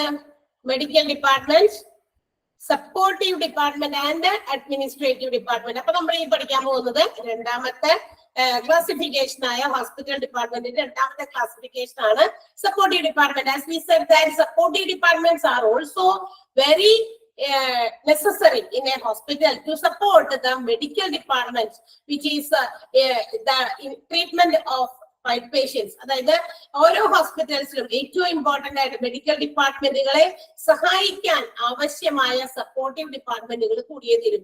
മെഡിക്കൽ ഡിപ്പാർട്ട്മെന്റ് ട്രീറ്റ്മെന്റുമായി ബന്ധപ്പെട്ടതാണ് അല്ലെ?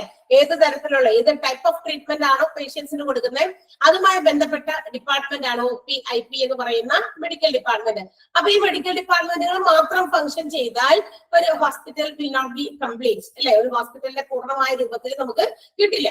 അപ്പൊ അതുകൊണ്ട് ഹോസ്പിറ്റലിന്റെ മെഡിക്കൽ ഡിപ്പാർട്ട്മെന്റിനെ ഹെൽപ്പ് ചെയ്യാൻ, സപ്പോർട്ട് ചെയ്യാൻ there are some departments which are collectively known as supportive department. അപ്പൊ അതിനെ ഹെൽപ്പ് ചെയ്യുന്ന ഒരുപാട് സപ്പോർട്ടീവ് ഡിപ്പാർട്ട്മെന്റുകൾ ഉണ്ട്.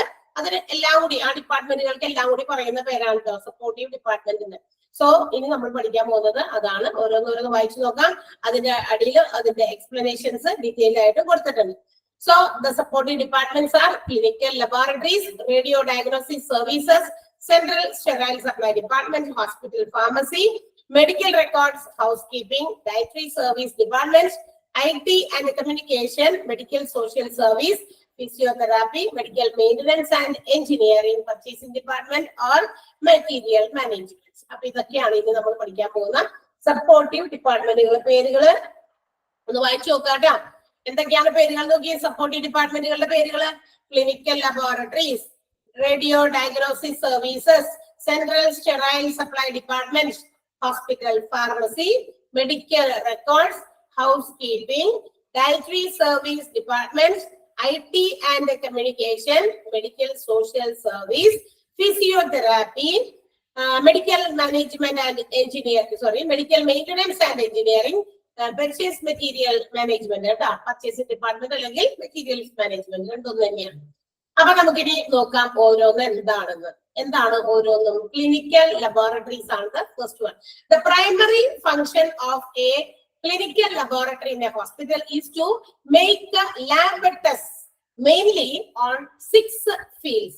പ്രധാനമായിട്ടും 6 പ്രധാന മേഖലകളിലെ ടെസ്റ്റുകൾ നടത്തുക എന്നുള്ളതാണ് ഒരു ഹോസ്പിറ്റലിന്റെ ക്ലിനിക്കൽ ലബോറട്ടറിയുടെ പ്രഥമമായിട്ടുള്ള ഫംഗ്ഷൻ, പ്രവർത്തനം. ഏറ്റവും ആദ്യം ചെയ്യേണ്ടത് അത് ക്ലിനിക്കൽ ലബോറട്ടറി അതിന് വേണ്ടിയിട്ടുള്ളതാണ്. പ്രധാനമായിട്ടും ടെസ്റ്റുകൾ നടത്തുക. അതായത് നമ്മുടെ ക്ലിനിക്കൽ ലബോറട്ടറീസ് പ്രധാനമായിട്ടും ടെസ്റ്റുകൾ നടത്തുന്നത് 6 ഫീൽഡുകളിലാണ്, 6 മേഖലകളിലാണ്. That is bacteriology, biochemistry, histology, serology, haematology and cytology.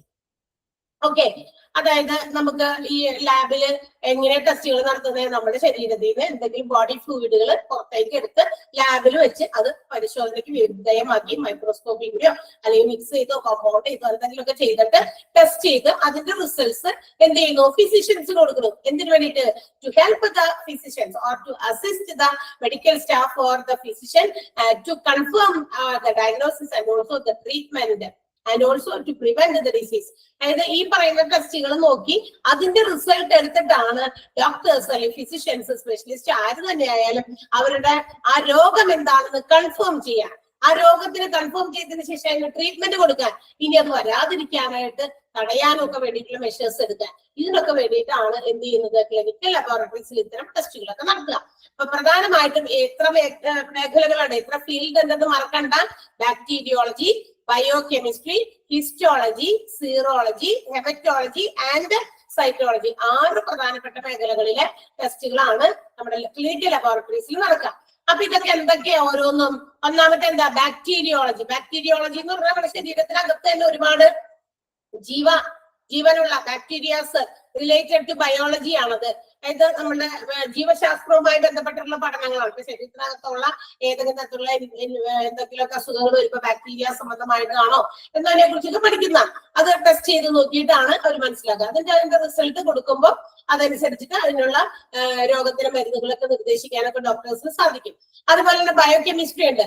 അതായത് ഈ പറയുന്ന ലിവിങ് ഓർഗാനിസംസ് നമ്മുടെ ശരീരത്തിനകത്തെ ഈ ബാക്ടീരിയാസ് പോലുള്ള ലിവിങ് ഓർഗാനിസംസ് കടന്നു കൂടി കഴിഞ്ഞാൽ അത് നമ്മളുടെ ഒരു കെമിക്കൽ പ്രോസസ് നമ്മുടെ ശരീരത്തിനകത്ത് നടത്തും. അപ്പൊ അതുമായി ബന്ധപ്പെട്ട എന്തെങ്കിലുമൊക്കെ അസുഖങ്ങൾ വരാൻ സാധ്യതയുണ്ട്. അപ്പൊ അത് ടെസ്റ്റിൽ കൂടി മനസ്സിലാക്കുന്നത്. അതാണ് ബയോകെമിസ്ട്രി എന്ന് പറയുന്നത്. ടെസ്റ്റ് എന്താ പറയാ, നമ്മുടെ chemical process which related to നമ്മുടെ ലിവിങ് ഓർഗാനിസംസ്, ശരീരത്തിനകത്ത് തന്നെ ഉള്ള ഓർഗാനിസംസിൽ എന്തെങ്കിലും തരത്തിലുള്ള കെമിക്കൽ പ്രൊസീജിയറൊക്കെ നടക്കുന്നതിന്റെ ഫലമായിട്ട് പല രോഗങ്ങളും വരും. അപ്പൊ അതൊക്കെ ടെസ്റ്റ് ചെയ്താണ് ബയോകെമിസ്ട്രി എന്ന് പറയുന്ന ടെസ്റ്റ് അതിന് വേണ്ടിയിട്ടുള്ളത്. ഹിസ്റ്റോളജിയാണ്, അത് മൈക്രോസ്കോപ്പിക് സ്റ്റഡിയാണ്. ഹിസ്റ്റോളജി എന്ന് പറയുന്നത് എന്താ പറയാ, നമ്മളുടെ ശരീരത്തിലെ ഏതെങ്കിലും തരത്തിലുള്ള ഓർഗൻസോ അല്ലെങ്കിൽ എന്തെങ്കിലും സ്റ്റെയിൻസോ ഒക്കെ എടുത്തിട്ട് അത് മൈക്രോസ്കോപ്പിക് സ്റ്റഡി നടത്തി അതിൽ നിന്നും റിസൾട്ട് കണ്ടെത്തി അവരെ നമ്മളുടെ ടിഷ്യൂസും ഓർഗൻസും ഒക്കെ ഉണ്ടല്ലോ അതൊക്കെ നോക്കിയിട്ട് അതിനകത്തുനിന്ന് ഏതെങ്കിലും തരത്തിലുള്ള രോഗങ്ങളൊക്കെ കണ്ടുപിടിക്കാൻ വേണ്ടിയിട്ടുള്ള ഒരു പഠനമാണ് ഹിസ്റ്റോളജി എന്ന് പറയുന്നത്. അപ്പൊ അതും ടെസ്റ്റിംഗ് രീതി തന്നെയാണ്. മൈക്രോസ്കോപ്പിക് ടെസ്റ്റ് ആണെന്ന് മാത്രം. മൈക്രോസ്കോപ്പി കൂടി ആയിട്ട് അത് എടുത്തിട്ട് വെച്ച് ഇങ്ങനെ ഒരു അതിന്റെ സ്റ്റെയിനൊക്കെ എടുത്ത് വെച്ചിട്ട് പഠിക്കുന്നത് എന്താണ് അസുഖത്തിന്റെ കാരണമായിട്ട് റിസൾട്ട് എടുക്കാൻ വേണ്ടിയിട്ടാണ്. ഇനി സീറോളജി ഉണ്ട്. സീറോളജി എന്ന് പറയുന്നത് ഒരു ആന്റിബോഡി ടെസ്റ്റ് ആണ്. അതായത് previously if you have any viral infections, നേരത്തെ നമുക്ക് എന്തെങ്കിലും തരത്തിലുള്ള വൈറൽ ഇൻഫെക്ഷൻസ് വന്നു കൂടിയിട്ടുണ്ടോ, അങ്ങനെയാണെങ്കിൽ അത് എങ്ങനെ ഹൗ അവർ ബോഡി റിയാക്ട് അല്ലെങ്കിൽ immune to that particular infection, ആ ഒരു ഇൻഫെക്ഷനോട് നമ്മുടെ ബോഡി എങ്ങനെ പ്രതികരിച്ചു എന്നൊക്കെ ടെസ്റ്റ് ചെയ്യുന്ന ഒരു രീതിയാണ് സീറോളജി എന്ന് പറയുന്നത്. അതിനെയാണ് നമ്മൾ അതൊരു ആന്റിബോഡി ടെസ്റ്റ് ആണ് കേട്ടോ സീറോളജി എന്ന് പറയുന്നത്. പിന്നെ ഹെമറ്റോളജി നമുക്കറിയാം, blood and blood disorders, blood സംബന്ധമായിട്ടുള്ള ടെസ്റ്റിംഗ് നടത്തിയിട്ട് അതിൽ നിന്നും റിസൾട്ട് എടുത്തിട്ട് അതിന് ബന്ധപ്പെട്ട എന്തെങ്കിലും രോഗമാണോ എന്ന് സെർച്ച് ചെയ്യാൻ വേണ്ടിയിട്ടാണ്. സൈറ്റോളജി നമ്മുടെ സെൽസുമായിട്ട്, സെല്ലിന്റെ സ്ട്രക്ചർ, ഫങ്ഷൻസ് അതിനെ കുറിച്ച് ടെസ്റ്റ് ചെയ്ത് അതിന്റെ റിസൾട്ട് എടുക്കുന്ന ഒരു രീതിയാണ് സൈറ്റോളജി എന്ന് പറയുന്നത്. അപ്പൊ പ്രധാനമായിട്ടും ഈ 6 മേഖലകളിൽ അല്ലെങ്കിൽ 6 രീതിയിലുള്ള ടെസ്റ്റുകളാണ് ക്ലിനിക്കൽ ലാബ്സിൽ നടക്കുന്നത്. മറക്കണ്ട, ഒന്ന് bacteriology which relates to biology, that means living organisms. Biochemistry living ഓർഗാനിസംസിന്റെ റിലേറ്റ് ചെയ്തിരിക്കുന്ന കെമിക്കൽ പ്രോസസ്സിംഗ് അത് നമ്മുടെ രാജ്യത്തെ ശരീരത്തിൽ നടക്കുന്നത് കൊണ്ട് പല ഡിസീസസ് വരാൻ സാധ്യതയുണ്ട്. ഹിസ്റ്റോളജി മൈക്രോസ്കോപ്പിക് സ്റ്റഡിയാണ്, എന്തിനെ കുറിച്ച് നമ്മുടെ ഓർഗൻസും ടിഷ്യൂസിനെ കുറിച്ച് മൈക്രോസ്കോപ്പിക് സ്റ്റഡി നടത്തുന്നതാണ്. സീറോളജി എന്ന് പറയുന്നത് ആന്റിബോഡി ടെസ്റ്റ് ആണ്. അത് നമ്മളുടെ ശരീരത്തിനകത്ത് എന്തെങ്കിലും തരത്തിലുള്ള ഇൻഫെക്ഷൻസ്, വൈറൽ ഇൻഫെക്ഷൻസ് നേരത്തെ വന്നിട്ടുണ്ടോ, അതിന് ഹൗ ദ ബോഡി റിയാക്ട്, അത് നമ്മുടെ ശരീരം എങ്ങനെ അതിനോട് റിയാക്ട് ചെയ്തു, അതിന് വേണ്ടിയിട്ടുള്ള ടെസ്റ്റാണ്. ഹെമറ്റോളജി ബ്ലഡിന്റെ ഡിസോർഡേഴ്സ് മൂലമുണ്ടാകുന്ന പല അസുഖങ്ങളും ഉണ്ട്, അപ്പൊ അതിന് വേണ്ടിയിട്ടുള്ള ടെസ്റ്റാണ്. സൈറ്റോളജി സെൽസ്, നമ്മുടെ കോശങ്ങളും അതിന്റെ ഫങ്ഷൻസും സ്ട്രക്ചറും ബന്ധപ്പെട്ടിട്ടുള്ള എന്താ പറയാ സ്റ്റഡി ആയിരിക്കും, അതിന് വേണ്ടിയിട്ടുള്ളതാണ്. ഇനി ഇതെല്ലാം ചെയ്ത് എന്തിനു വേണ്ടിയിട്ടാണ് ക്ലിനിക്കൽ ലാബ് ടെസ്റ്റുകൾ എന്തിനു വേണ്ടിയിട്ടാണ് ചെയ്യുന്നത്? It is to assist the medical staff or the physician, doctors to confirm the disease and to give treatment to particular disease and also to prevent that particular disease. രോഗം എന്താണെന്ന് അറിയണം, അതിന് treatment കൊടുക്കണം, അതിനെ പ്രിവെന്റ് ചെയ്യണം. അതിന് വേണ്ടിയിട്ട് medical സ്റ്റാഫിനെ അല്ലെങ്കിൽ ഡോക്ടേഴ്സിനെയൊക്കെ അസിസ്റ്റ് ചെയ്യുന്നതാണ് ഇത്തരം ക്ലിനിക്കൽ ലബോറട്ടറീസ് ചെയ്യുക, ക്ലിനിക്കൽ ലാബ് ടെസ്റ്റുകൾ നടത്തുന്നത്. ക്ലിയർ ആണോ? കുഞ്ഞു കാര്യമുള്ളൂ പറഞ്ഞേക്കുന്നത്, കുറച്ചു നേരം കൂടെ വിശദീകരിച്ചത് മാത്രമേ ഉള്ളൂ. ക്ലിയർ? ഓക്കെ, നെക്സ്റ്റ് വൺ, രണ്ടാമത്തെ ഡിപ്പാർട്ട്മെന്റിലേക്ക് പോകാം. സപ്പോർട്ടീവിലെ രണ്ടാമത്തെ ഡിപ്പാർട്ട്മെന്റ് ആണ് റേഡിയോളജി ഡിപ്പാർട്ട്മെന്റ്. ഓക്കെ, റേഡിയോളജി എന്താണ്? പിന്നെ റേഡിയോളജി നമ്മൾ നേരത്തെ പറഞ്ഞു, ക്ലിനിക്കൽ ലാബ്സിൽ from inside the body fluids എടുത്ത് പുറത്ത് വെച്ചിട്ട് ടെസ്റ്റ് ചെയ്യുന്നു, അല്ലെ? അതാണ് ക്ലിനിക്കൽ ലബോറട്ടറീസിൽ ചെയ്യുക. ലാബിൽ ചെയ്യുന്നത് ബോഡിയിൽ നിന്നും ഫ്ലൂയിഡ്, ബ്ലഡ് അല്ലെങ്കിൽ മറ്റേതെങ്കിലും തരത്തിലുള്ള ഫ്ലൂയിഡ് പുറത്തെടുത്ത് വെച്ച് അത് ടെസ്റ്റ് ചെയ്യുന്നു. ഈ പറയുന്ന 6 ടെസ്റ്റുകളിൽ ഏതെങ്കിലും ഒന്നിന് ഡോക്ടേഴ്സ് സജസ്റ്റ് ചെയ്യും ഏത് ടെസ്റ്റാ ചെയ്യേണ്ടതെന്ന്.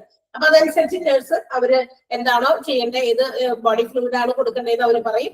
അതനുസരിച്ച് അവർ ഇതെടുക്കുന്നു, അവർ ടെസ്റ്റുകൾ നടത്തുന്നു. ഈ 6 മേഖല നോക്കിയിട്ട് ഏതാണ് പറഞ്ഞിരിക്കുന്നത് ആ രീതിയിൽ ചെയ്യും. ഇനി അത് അകത്തുനിന്ന് പുറത്തേക്ക് എടുത്തു വെച്ചിട്ടാണ് ടെസ്റ്റ് ചെയ്യുന്നതെങ്കിൽ റേഡിയോളജി എന്ന് പറയുന്നത് it is also to assist the physician. ഈ റേഡിയോളജി ടെസ്റ്റ് നടത്തുന്നതും ഫിസിഷ്യൻസിനെ അസിസ്റ്റ് ചെയ്യാൻ തന്നെ വേണ്ടിയിട്ടാണ്. And also they have to understand what is the patients, എന്താ പറയാ, എന്ത് ഡിസീസ് ആണ് പേഷ്യന്റിനുള്ളത്, and also provide treatment to that particular disease. ആ രോഗത്തിന് എന്ത് ട്രീറ്റ്മെന്റ് കൊടുക്കണം, ഇതിനൊക്കെ വേണ്ടിയിട്ട് ഹെൽപ്പ് ചെയ്യുന്ന സംഭവം തന്നെയാണ് നമ്മുടെ റേഡിയോളജി. ആൻഡ് ഇവിടെ പക്ഷെ ഇവർ ഉപയോഗിക്കുന്നത് നമ്മുടെ ശരീരത്തിൽ നിന്ന് പുറത്തേക്ക് എടുത്തു വെക്കുന്നില്ല. They use radiography, fluoroscopy, radio isotopes and also high voltage acceleration. Radio ഐസോട്ടോപ്പുകൾ, നല്ല ഹൈ വോൾട്ടേജ് ആയിട്ടുള്ള radio isotopes, that means making use of rays, പലതരത്തിലുള്ള വികിരണങ്ങൾ അല്ലെ കിരണങ്ങൾ ഉപയോഗിച്ച് ശരീരത്തിന്റെ അകത്തേക്ക് അത് പാസ് ചെയ്ത് വിട്ടിട്ട് ശരീരത്തിന്റെ ഉള്ളിലുള്ള ഓർഗൻസിന്റെ, ഇന്റേണൽ ഓർഗൻസിന്റെ അവസ്ഥകളൊക്കെ മനസ്സിലാക്കി എവിടേക്കാണ് രോഗം പിടിപെട്ടിട്ടുള്ള, എന്ത് രോഗമാണ് ഒക്കെ ടെസ്റ്റ് ചെയ്യാൻ വേണ്ടി നമ്മൾ പറഞ്ഞല്ലോ നേരത്തെ. അപ്പൊ അത്തരം ന്യൂക്ലിയർ മെഡിസിൻ ഒക്കെ ഉപയോഗിക്കുന്നതിന്റെ കാര്യം പറഞ്ഞു. അപ്പൊ ആ റേസ് അകത്തേക്ക് പോകുമ്പോ അത് ഏതൊക്കെ ഭാഗത്തിൽ കൂടിയൊക്കെയാണെന്ന് അവർ വ്യക്തമായിട്ട് അവർക്ക് കാണാം. അത് എങ്ങനെ കാണാം? റേഡിയോഗ്രാഫി അല്ലെങ്കിൽ ഫ്ലൂറോസ്കോപ്പി വഴി. അതായത് ദേ മേക്സ് ഇമേജിംഗ് ടെസ്റ്റ്, അതായത് ഇമേജസ് ആയിട്ടാണ് അവർക്ക് അത് PC അവരുടെ കമ്പ്യൂട്ടറിൽ ആ ഒരു വരുന്ന ഓർഗൻസിൽ ഒക്കെ കാണുമ്പോൾ അത് കമ്പ്യൂട്ടറിൽ അതൊക്കെ മോണിറ്ററിൽ ഡിസ്പ്ലേ ചെയ്തിട്ട് എവിടേക്കാണെന്ന് കണ്ടുപിടിക്കാൻ പറ്റും. അല്ലാണ്ട് അകത്തേക്ക് തറയിട്ട് നോക്കാൻ പറ്റില്ലല്ലോ മനുഷ്യന്മാരുടെ ശരീരത്തിന്റെ അകത്തോട്ട്. പണ്ടൊക്കെ ഇതൊക്കെ കീഴ്മൂർച്ചൊക്കെ വെച്ചിട്ടാണ് ഓപ്പറേഷൻ, വലിയ സർജറീസ് ഒക്കെ വെച്ച് ഓപ്പറേറ്റ് ചെയ്ത് വെച്ചിട്ടാണ് എന്തൊക്കെയാണ് അസുഖത്തിന്റെ ഉള്ളില് മനസ്സിലാക്കുന്നത്. ഇന്ന് ഒത്തിരി ടെക്നോളജി മാറി അല്ലെ? ടെക്നോളജി ഇത്രയും ഡെവലപ്ഡ് ആയപ്പോ ഒരു ചെറിയ ദ്വാരത്തിൽ കൂടിയൊക്കെ കയറ്റിവിടാൻ പറ്റിയ ക്യാമറാസ് ഒക്കെ സ്പെഷ്യലി ഡിസൈൻ ആയിട്ടുള്ളതുണ്ട്. അത് കടത്തിവിട്ട് അതിന്റെ ഇമേജസ് മോണിറ്ററിൽ പതിപ്പിച്ച് എവിടെയൊക്കെയാണ് രോഗം എന്ന് വ്യക്തമായിട്ട് കുറച്ച് എല്ലാം ചെയ്തിട്ട് ഇവർക്ക് ഇവിടെ കാണാൻ പറ്റും, മോണിറ്ററിൽ കാണാൻ പറ്റും. അപ്പൊ അതൊക്കെ നോക്കിയിട്ട് എന്താ നമ്മളുടെ രോഗത്തെ നിർണ്ണയിക്കാനുള്ള ഒരു വഴി ഒരുക്കുന്നതാണ് റേഡിയോളജി എന്ന് പറയുന്നത്. They use high acceleration voltage to investigate or to image that particular organs. നമ്മുടെ ഈ ഓർഗൻസിന്റെ ഇമേജസ് മോണിറ്ററിൽ പതിപ്പിക്കാനാണ് ഇങ്ങനെയുള്ള റേസ് ഉപയോഗിക്കുക. ആൻഡ് പ്രധാനപ്പെട്ട എന്താ പറയാ നമ്മളുടെ ഈ ഡയഗ്നോസ്റ്റിക് എക്യുപ്മെന്റുകൾ, ഇതിനു വേണ്ടിയിട്ട് ഉപയോഗിക്കുന്ന ഉപകരണങ്ങൾ, ഇങ്ങനെ അകത്തേക്ക് റേസ് കടത്തിവിടാൻ ഉപയോഗിക്കുന്ന പ്രധാനപ്പെട്ട ഉപകരണങ്ങളിൽ കുറച്ചാണ് പറഞ്ഞിരിക്കുന്നത്. X-ray machine, CT scan machine, MRI scan machine, echo cardiogram and also ultrasound colour Doppler. ഇതൊക്കെയാണ് ഉപയോഗിക്കുന്നത്. എന്താണ് എക്സ്റേ മെഷീൻ? എക്സ്റേ അറിയാലോ, കണ്ടിട്ടില്ലെങ്കിൽ ചിലര് കണ്ടിട്ടുണ്ടാകും, എക്സ്പീരിയൻസ് ചെയ്തിട്ടുണ്ടാകും സ്വന്തമായിട്ട്, അല്ലെ? നമ്മുടെ ഇപ്പൊ ഭയങ്കരമായിട്ട് കുറെ നാളുകളൊക്കെ ഇങ്ങനെ ചുമയൊക്കെ മാറാണ്ടിരിക്കുമ്പോ അവര് പറയും എക്സ്റേ എടുക്കാൻ. എല്ലായിടത്തൊക്കെ പടിഞ്ഞ് നല്ല വീണിട്ട് കൈയും കാലൊക്കെ ഓടിച്ചിട്ട് വരുമ്പോ എവിടെ ഫ്രാക്ചേഴ്സ്, ഉള്ളിലെ എല്ലിന്റെ ഫ്രാക്ചേഴ്സ്, എല്ലിന് പൊട്ടുണ്ടോ എന്നൊക്കെ മനസ്സിലാക്കണമെങ്കിൽ ഇങ്ങനെ പുറമേ കൂടി കാണാൻ പറ്റില്ല, അല്ലെ? അപ്പൊ എന്താ ചെയ്യുക? എക്സ്റേ എടുക്കാൻ പറയും. അപ്പൊ അതിനകത്ത് വിസിബിൾ ആണ് എന്താണ്, എവിടെയാണ് എല്ലിന് എന്തെങ്കിലും കുഴപ്പങ്ങൾ വന്നിട്ടുണ്ടോ എന്ന്. അത് നമ്മുടെ ഈ ശരീരത്തിന്റെ ഈ ബോഡിയിലെ സ്കിന്നിന്റെ ഫ്ലഷിന്റെ ഉള്ളിൽ കൂടി ചെന്നിട്ടാണ് നമ്മുടെ ബോൺസിന്റെ ആ പടം, ആ ഫോട്ടോ അവിടെ പതിച്ചു വരണേന്ന് ഓർക്കാം. ദാറ്റ് മീൻസ് അത്രയും ഹൈ ആക്സിലറേറ്റഡ് ആയിട്ടുള്ള റേസ് ആണ് നമ്മുടെ ശരീരത്തിലേക്ക് കടന്നു പോകുന്നത്. നമ്മുടെ അകത്ത് ഏറ്റവും ഉള്ളിൽ കിടക്കുന്ന എല്ലിന്റെ പടം അവിടെ ഡിസ്പ്ലേ ചെയ്ത് അവർക്കത് ഫോട്ടോസ് ആയിട്ട് പതിപ്പിക്കാൻ പറ്റുന്നുണ്ടെങ്കിൽ അത്രയും ഹൈ വോൾട്ടേജ് ആയിട്ടുള്ള റേസ് ശരീരത്തിന്റെ ഈ പറയുന്ന നമ്മുടെ സ്കിന്നിനെയും ഫ്ലഷിനെയും തുളച്ചിട്ടാണ് അകത്തോട്ട് കയറിയാണ് എന്ന് പറഞ്ഞത്. ഓക്കെ, അപ്പൊ അതുകൊണ്ട് തന്നെ അതിന്റെ സൈഡ് എഫക്ട്സ് ഒക്കെ ഒത്തിരി ഉണ്ട്. സൈഡ് എഫക്ട്സ് മീൻസ് പെട്ടെന്ന് വിസിബിൾ അല്ല, എന്നാലും അതൊക്കെ നമ്മുടെ ശരീരത്തിലധികം ഒരുപാട് പ്രാവശ്യമൊക്കെ ഈ എക്സ്റേസിന് വിധേയമാകുക എന്ന് പറയുന്നത് അത്ര നല്ല കാര്യമല്ല. പക്ഷെ നമുക്കറിയാം എല്ലാ രോഗങ്ങളും ഉള്ളിലുള്ളത് കണ്ടുപിടിക്കണമെങ്കിൽ വേറെ മാർഗമൊന്നും ഇല്ലതാണ്. അപ്പൊ അതൊക്കെ ഉപയോഗിക്കേണ്ടി വരും. അപ്പൊ ആ എക്സ്റേ മെഷീൻസിലൂടെ ഇത്തരം റേസ് കടത്തിവിട്ടിട്ടാണ് ഈ പറയുന്ന എക്സ്റേസ് എടുക്കുക. അതുപോലെ തന്നെ CT സ്കാൻ മെഷീൻ, അല്ലെ? പിന്നെ MRI ഫുൾ ബോഡി ചെക്കപ്പിന് വേണ്ടിയിട്ടുള്ളതാണ്. നമ്മുടെ ശരീരത്തിന്റെ ഏതൊക്കെ ഭാഗത്തൊക്കെ എന്തെങ്കിലുമൊക്കെ പ്രശ്നങ്ങൾ, ചിലർക്ക് ചില അസുഖങ്ങൾ മാറാതെ ഇങ്ങനെ നിൽക്കും. അപ്പോഴാണ് full body checkup, MRI scan ചെയ്യാനും മറ്റു കാര്യങ്ങളൊക്കെ ഡോക്ടേഴ്സ് ആവശ്യപ്പെടാം. അതും ഒരു സ്കാനിങ്, അതും റേസ് കടന്നു പോകുന്നതാണ്, അല്ലെ? ഇതെല്ലാം ഇങ്ങനെ കയറ്റി വിടുന്നത് കണ്ടിട്ടില്ലേ? ഇല്ലേ? കണ്ടിട്ടില്ലേ? നമ്മള് സ്വന്തമായിട്ട് എക്സ്പീരിയൻസ് ചെയ്തിട്ടില്ലെങ്കിൽ നമ്മള് വീഡിയോസ് ഒക്കെ കണ്ടിട്ടാണ് MRI സ്കാൻ ചെയ്യുന്നതും അതുപോലെ CT സ്കാൻ ചെയ്യുന്നതും ഒക്കെ, അല്ലെ? അപ്പൊ അതൊക്കെ ഇങ്ങനെ വെച്ചിട്ട് അതിന്റെ ഉള്ളിലേക്ക് കടത്തിവിടും. അപ്പോൾ ഈ റേസ് ആണ് ശരീരത്തിലേക്ക് കയറി പോകുന്നത്. അതുപോലെ തന്നെ എക്കോ കാർഡിയോഗ്രാം, ഹാർട്ടിന്റെ, അല്ലെ? നമ്മുടെ ഹാർട്ടുമായിട്ട് റിലേറ്റഡ്, ഹാർട്ടിന്റെ ഉള്ളിൽ ഓർഗൻസിന്, ഇന്റേണൽ ഓർഗൻസിന് സംഭവിക്കുന്ന പ്രശ്നങ്ങൾ കണ്ടുപിടിക്കാൻ വേണ്ടിയിട്ട് മാത്രമുള്ള ഒരു മെഷീനാണ് എക്കോ കാർഡിയോഗ്രാം. മറ്റൊന്നാണ് അൾട്രാസൗണ്ട് കളർ ഡോപ്ലർ എന്ന് പറയുന്നത്. അതും ഒരുതരം എന്താ പറയാ, നമ്മുടെ ഈ എക്സ്റേസിനും അതുപോലെ തന്നെ MRI സ്കാൻ മെഷീൻസിനും സ്കാനിങ്സിനും ഒക്കെ ഒത്തിരി എന്താ പറയാ ഈ റേസ് അകത്തേക്ക് കടത്തി വിടുന്നത് കൊണ്ട് എന്താ പറയാ, അത് നമ്മൾ ഇൻജെക്ട് ചെയ്ത വെയിനിൽ കൂടിയൊക്കെയാണല്ലോ കടത്തി വിടുന്നത്. ഇൻട്രാവീനസ് IV ഉപയോഗിച്ചിട്ടാണ് ഇത് ചെയ്യുന്നത്. അപ്പൊ കുറച്ച് പെയിൻഫുൾ ആണ്. പിന്നെ ഈ റേസിന്റെ ഒക്കെ സൈഡ് ഇഫക്റ്റും അതൊക്കെ ഒരു പരിധി വരെ കുറയ്ക്കാൻ കുറച്ച് ഈസിയസ്റ്റ് മെത്തേഡ്, ഒരു ഈസി ടെക്നോളജിയാണ് അൾട്രാസൗണ്ട് കളർ ഡോപ്ലർ എന്ന് പറയുന്നത്. പെയിൻലെസ് ആക്കാൻ വേണ്ടിയിട്ടും അതുപോലെ കുറച്ചുകൂടി ഈസി ആയിട്ട് ഹാൻഡിൽ ചെയ്യാൻ വേണ്ടിയിട്ടുള്ള ഒരു ടെക്നോളജി, ഒരു മോഡേൺ ടെക്നോളജിയാണ് അൾട്രാസൗണ്ട് കളർ ഡോപ്ലർ എന്ന് പറയുന്നത്. ഇതൊക്കെ സ്കാനിങ് രീതി തന്നെയാണ്. ഏത് റേഡിയോളജി, റേഡിയോഗ്രാഫി, ഫ്ലൂറോസ്കോപ്പി ഒക്കെ ഉപയോഗിച്ച് ഇത്തരം ഇന്നർ ഓർഗൻസിന്, അതായത് ഇന്റേണൽ ഓർഗൻസിന് ഉണ്ടാകുന്ന ഡിസീസസ് ഐഡന്റിഫൈ ചെയ്യാനുള്ള രീതികളാണ്. ഈ ഫ്ലൂറോസ്കോപ്പി എന്താ? നമ്മുടെ എക്സ്റേ പോലത്തെ തന്നെ, അതായത് ഈ ഇമേജസ് നമ്മൾ മോണിറ്ററിൽ പതിപ്പിക്കുന്നു ഞാൻ പറഞ്ഞില്ലേ, അതിങ്ങനെ ഒരു ഫിലിം കണക്കെ എന്ന് വെച്ചാൽ ആ ഇമേജസ് ഇങ്ങനെ ഭയങ്കര സ്പീഡി മൂവ്മെന്റ് ആയിട്ട് ഇങ്ങനെ വേഗം ഇങ്ങനെ മൂവ് ചെയ്യുമ്പോൾ നമുക്കൊരു എക്സ്റേയുടെ ഒരു ഫിലിം കാണുന്ന പോലെ ഫീൽ ചെയ്യും. അതിനെയാണ് ഫ്ലൂറോസ്കോപ്പി എന്ന് വിളിക്കുക. ഇങ്ങനെ പെട്ടെന്ന് ഇങ്ങനെ മൂവ് ചെയ്ത് മാറ്റി അവർക്ക് പെട്ടെന്ന് ഐഡന്റിഫൈ ചെയ്യാൻ വേണ്ടിയിട്ടാണ്. അപ്പൊ അതൊരു മൂവി പോലെ അവർക്ക് അത് കാണുകയും അവിടെ എവിടെയെങ്കിലും പ്രശ്നങ്ങളുണ്ടെങ്കിൽ മനസ്സിലാക്കാനും ഒക്കെ പറ്റും. അതിന് വേണ്ടിയിട്ടുള്ള ഒരു ഇതാണ്, ടെക്നിക്കാണ് ഫ്ലൂറോസ്കോപ്പി എന്ന് പറയുന്ന ഒരു ഇമേജിംഗ് ടെസ്റ്റ്. ഓക്കെ, അപ്പൊ ഇതൊക്കെയാണ് നമ്മളുടെ റേഡിയോളജിയിൽ എന്ത് തന്നെയായാലും ഇതെല്ലാം തന്നെ ക്ലിനിക്കൽ ലബോറട്ടറി ടെസ്റ്റിങ്ങും അതുപോലെ തന്നെ റേഡിയോളജി ടെസ്റ്റിങ്ങും ഒക്കെ ഹെൽപ്പ് ചെയ്യുന്നത് ആരെയാണ്? ഫിസിഷ്യൻസ്, അതല്ലെങ്കിൽ ഡോക്ടേഴ്സിനെ ഹെൽപ്പ് ചെയ്യാൻ വേണ്ടിയിട്ടുള്ളത്. അവരുടെ രോഗത്തിന്റെ ആ പേഷ്യൻസിന്റെ രോഗം എന്താണെന്ന് ചില സമയങ്ങളിൽ ഒക്കെ പെട്ടെന്ന് ഐഡന്റിഫൈ ചെയ്യാൻ പറ്റാത്ത സാഹചര്യത്തിലാണ് ഈ പറയുന്ന കാര്യങ്ങളൊക്കെ ചെയ്യുന്നത്. ഐദർ ക്ലിനിക്കൽ ലബോറട്ടറി ടെസ്റ്റ് ആകാം അല്ലെങ്കിൽ റേഡിയോളജി ടെസ്റ്റ്. എന്തായാലും ഇതിന്റെ രോഗം കൺഫേം ചെയ്യാനൊക്കെ വേണ്ടിയിട്ടുള്ള ഒരു കാര്യമാണ് ചെയ്യുക. മനസ്സിലായോ എന്താണെന്ന്? ക്ലിയർ അല്ലേ? മിണ്ടല്ലോ. ഓക്കെ,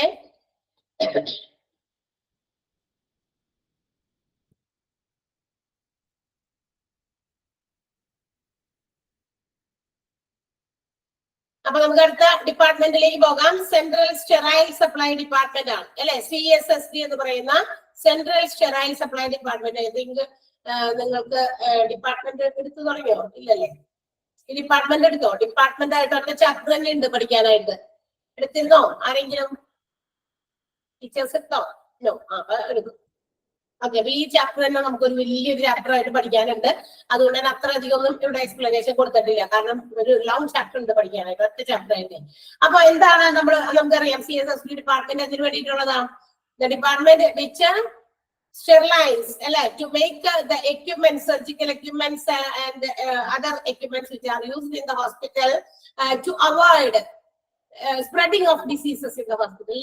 നമ്മുടെ ഹോസ്പിറ്റലിൽ ഉണ്ടാകുന്ന പലതരത്തിലുള്ള രോഗങ്ങളൊക്കെ സ്പ്രെഡ് ചെയ്യാതിരിക്കാനായിട്ട് ഹെൽപ്പ് ചെയ്യുന്നതിന് വേണ്ടിയിട്ട് അവിടുത്തെ എക്യുപ്മെന്റുകൾ, സർജറീസിലും മറ്റു പ്രൊസീജിയേഴ്സിലൊക്കെ ഉപയോഗിക്കുന്ന എക്യുപ്മെന്റുകളൊക്കെ always neat and clean sterilize ചെയ്ത് ഉപയോഗിക്കാൻ, എന്താ പറയാ, സ്റ്റെറിലൈസ് ചെയ്ത് കൊടുക്കാനുള്ള റെസ്പോൺസിബിൾ ആയിട്ടുള്ള ഒരു ഡിപ്പാർട്ട്മെന്റ് ആണ് CSSD എന്ന് പറയുന്നത്. അപ്പൊ ഹോസ്പിറ്റലിന്റെ ഇൻസ്ട്രുമെന്റ്സ്, എക്യുപ്മെന്റ്സ് ക്ലീൻ ആക്കുക, സ്റ്റെറിലൈസ് ചെയ്യുക.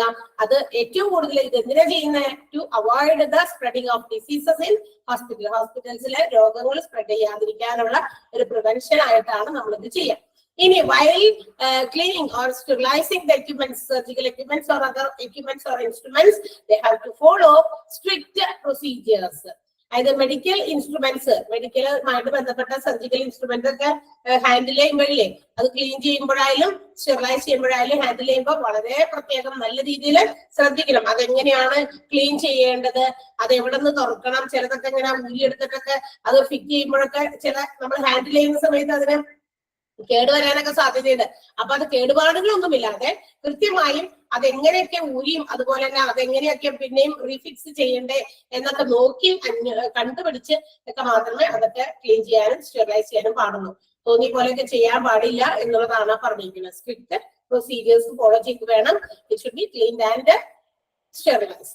ക്ലിയർ ആയില്ലേ? സ്റ്റെറിലൈസ് ഡിപ്പാർട്ട്മെന്റ് കൂടുതൽ പഠിക്കാനുള്ളത് കൊണ്ട് നമുക്ക് അത്രയും മാത്രം പറഞ്ഞിരുന്നാൽ മതി.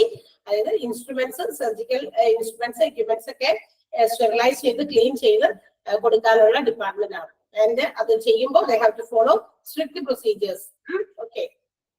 ഓക്കെ, നെക്സ്റ്റ് വൺ എന്താ? ഹൗസ് കീപ്പിംഗ് ഡിപ്പാർട്ട്മെന്റ് ആണ്. ഹൗസ് കീപ്പിംഗ് എന്ന് പറയുന്ന ഡിപ്പാർട്ട്മെന്റ് ആണ്. എന്താണ് ഹൗസ് കീപ്പിംഗ് ഡിപ്പാർട്ട്മെന്റ്? അതും CSSD ഒക്കെ ഒന്ന് തന്നെയാണോ? പറയുമ്പോ കേൾക്കുമ്പോ ചിലപ്പോ ക്ലീൻ എന്ന് മാത്രം കേൾക്കുള്ളൂ. അതല്ല, ക്ലീൻ ചെയ്യുന്നത് പല പല സാധനങ്ങൾക്ക് പല പല ഡിപ്പാർട്ട്മെന്റ് ആണ്. Okay, so this house keeping department they are responsible to keep the hospital as a whole neat and clean. Hospital അതിന്റെ സറൗണ്ടിങ്സ് എല്ലാം തന്നെ എപ്പോഴും വൃത്തിയായും അതിനെ ശുചിയായും സൂക്ഷിക്കാൻ ഉത്തരവാദിത്തപ്പെട്ട ഒരു ഡിപ്പാർട്ട്മെന്റ് ആണ്. അപ്പൊ ഇവര് ചെയ്യണമെന്നല്ല അതിന്റെ അർത്ഥം. ഹൗസ് കീപ്പിംഗ് ഡിപ്പാർട്ട്മെന്റ് നോക്കണം, അന്വേഷിക്കണം ഹോസ്പിറ്റൽസിന്റെ സറൗണ്ടിങ്സ് ഒക്കെ നീറ്റ് ആൻഡ് ക്ലീൻ ആയിട്ട് കിടക്കുന്നുണ്ടോ, അവിടെ വല്ല വേസ്റ്റ് ഒക്കെ അവിടെ വലിച്ചെറിഞ്ഞോ അല്ല വെള്ളമൊക്കെ സ്പില്ലായി കിടക്കുന്നുണ്ടോ. കാരണം പേഷ്യൻസ് ഒക്കെ വന്നു പോകുന്ന സ്ഥലമാണ് ഹോസ്പിറ്റൽസ് ആണ്. എത്രയും പെട്ടെന്ന്, അതായത് രോഗങ്ങൾ സ്പ്രെഡ് ചെയ്യാൻ ഏറ്റവും കൂടുതൽ ചാൻസ് ഉള്ള സ്ഥലം കൂടിയാണ് ഹോസ്പിറ്റൽസ്. കാരണം അവിടെ ഒരു രോഗവുമായിട്ടല്ല ആൾക്കാർ വന്നിരിക്കുന്നത്, പല രോഗങ്ങളുമായിട്ടാണ്. അത് പെട്ടെന്ന് ഇൻഫെക്റ്റഡ് ആകുന്ന രോഗങ്ങളുമുണ്ട്. അപ്പൊ ഇങ്ങനെയുള്ള വൃത്തിഹീനമായ അന്തരീക്ഷം it will cause spreading of disease അല്ലെ.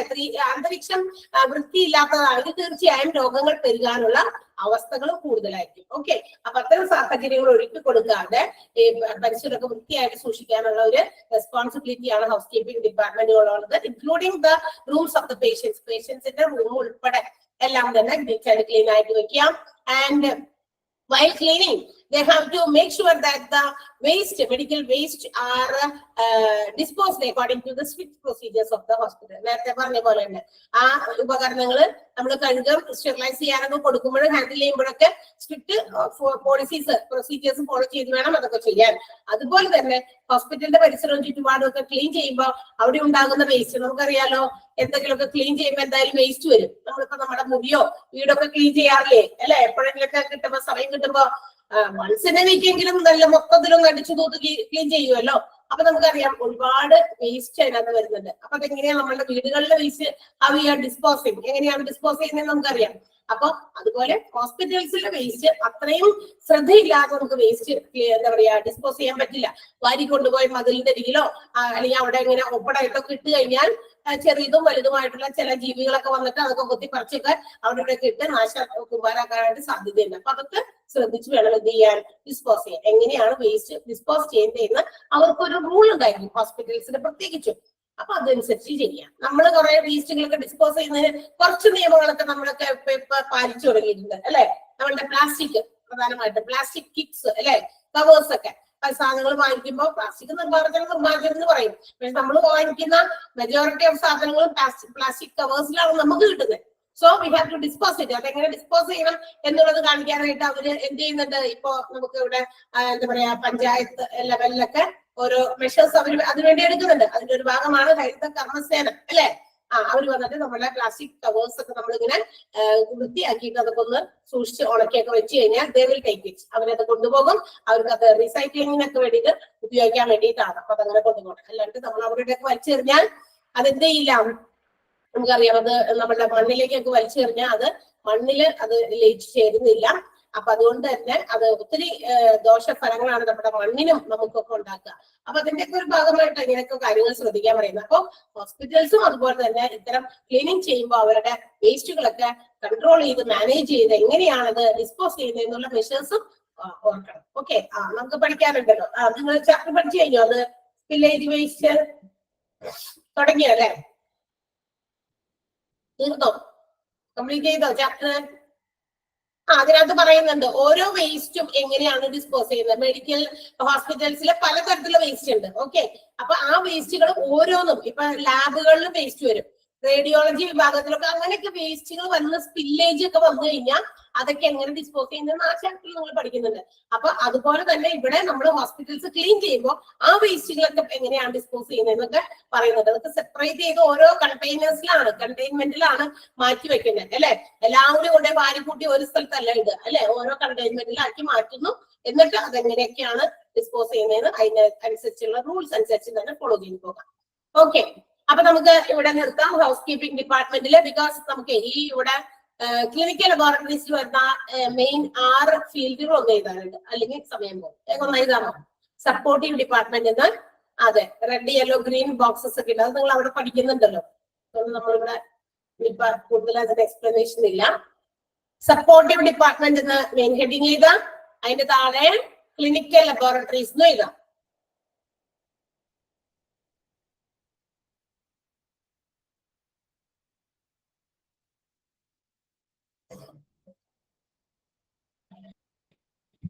Clinical laboratories. അതിൽ ഫസ്റ്റ് വൺ ബാക്ടീരിയോളജി എന്ന് എഴുതാം കേട്ടോ. ബാക്ടീരിയോളജി.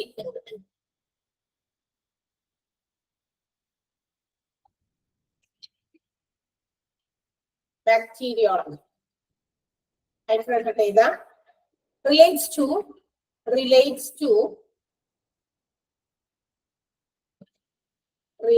To biology. ബയോളജി ഉണ്ട്, morphology, ecology, genetics.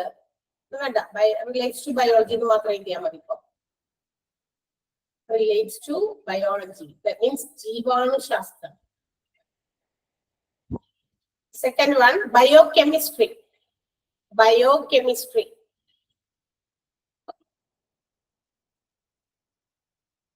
Biochemistry.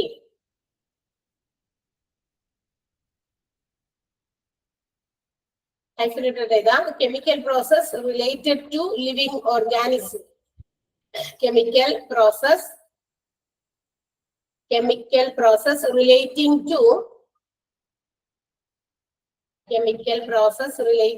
living organisms. Living organisms. Chemical process relating to living organisms. Next one, histology. എഴുതാൻ പറ്റുന്നില്ലേ? Histology. Okay. Histology. Next one. Microscopic study. Microscopic. study of tissues and organs. Tissues and organs. Microscopic study of tissues and organs.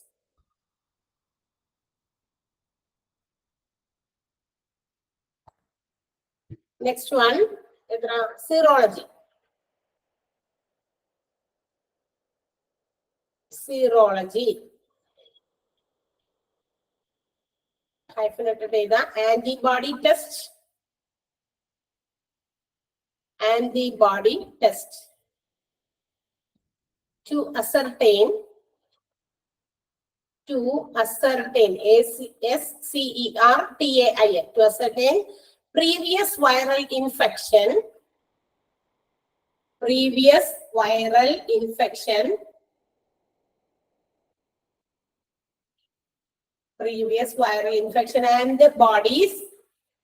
and bodies, BODY apostrophe S and body എന്നറിയാം അർത്ഥമല്ല ബോഡികളല്ല bodies response towards it.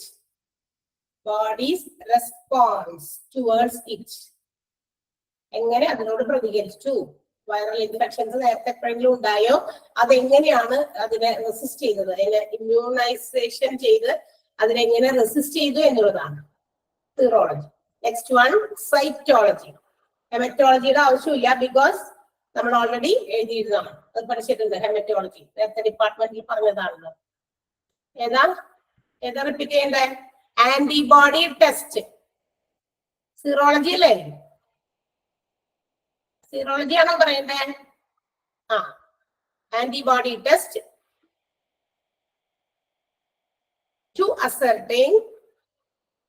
to ascertain a previous viral infection. To ascertain a previous viral infection. And bodies apostrophe S, bodies response towards it. Bodies response towards it. Body's response towards it. Full stop. Next, cytology, study of cells. Cytology, study of cells. CELLS. Study of cells, its structure, function, etc. Its structure, function, etc.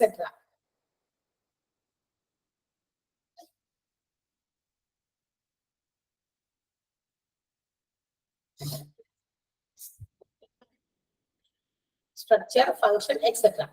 Next, radiology. Radiology.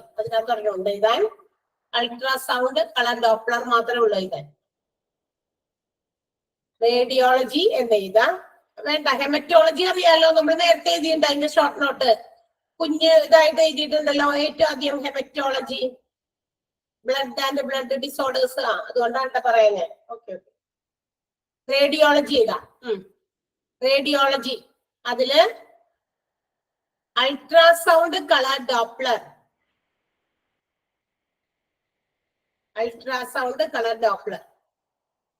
Hyphenated data. EC technology.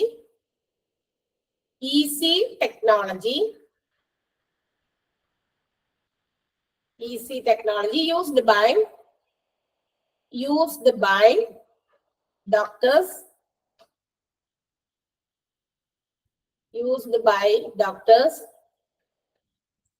To see see what is going inside our body. What is going on inside our body? To see what is going on inside our body without X-rays or injections. Without X-rays or injections. എക്സ്റേസും ഇഞ്ചക്ഷൻസും ഇല്ലാതെ doctors നമ്മുടെ ശരീരത്തിനകത്ത് എന്തൊക്കെ നടക്കുന്നു എന്ന് കണ്ടുപിടിക്കാനുള്ള ഒരു easy ടെക്നോളജിയാണ് ultrasound colour Doppler. മനസ്സിലായോ?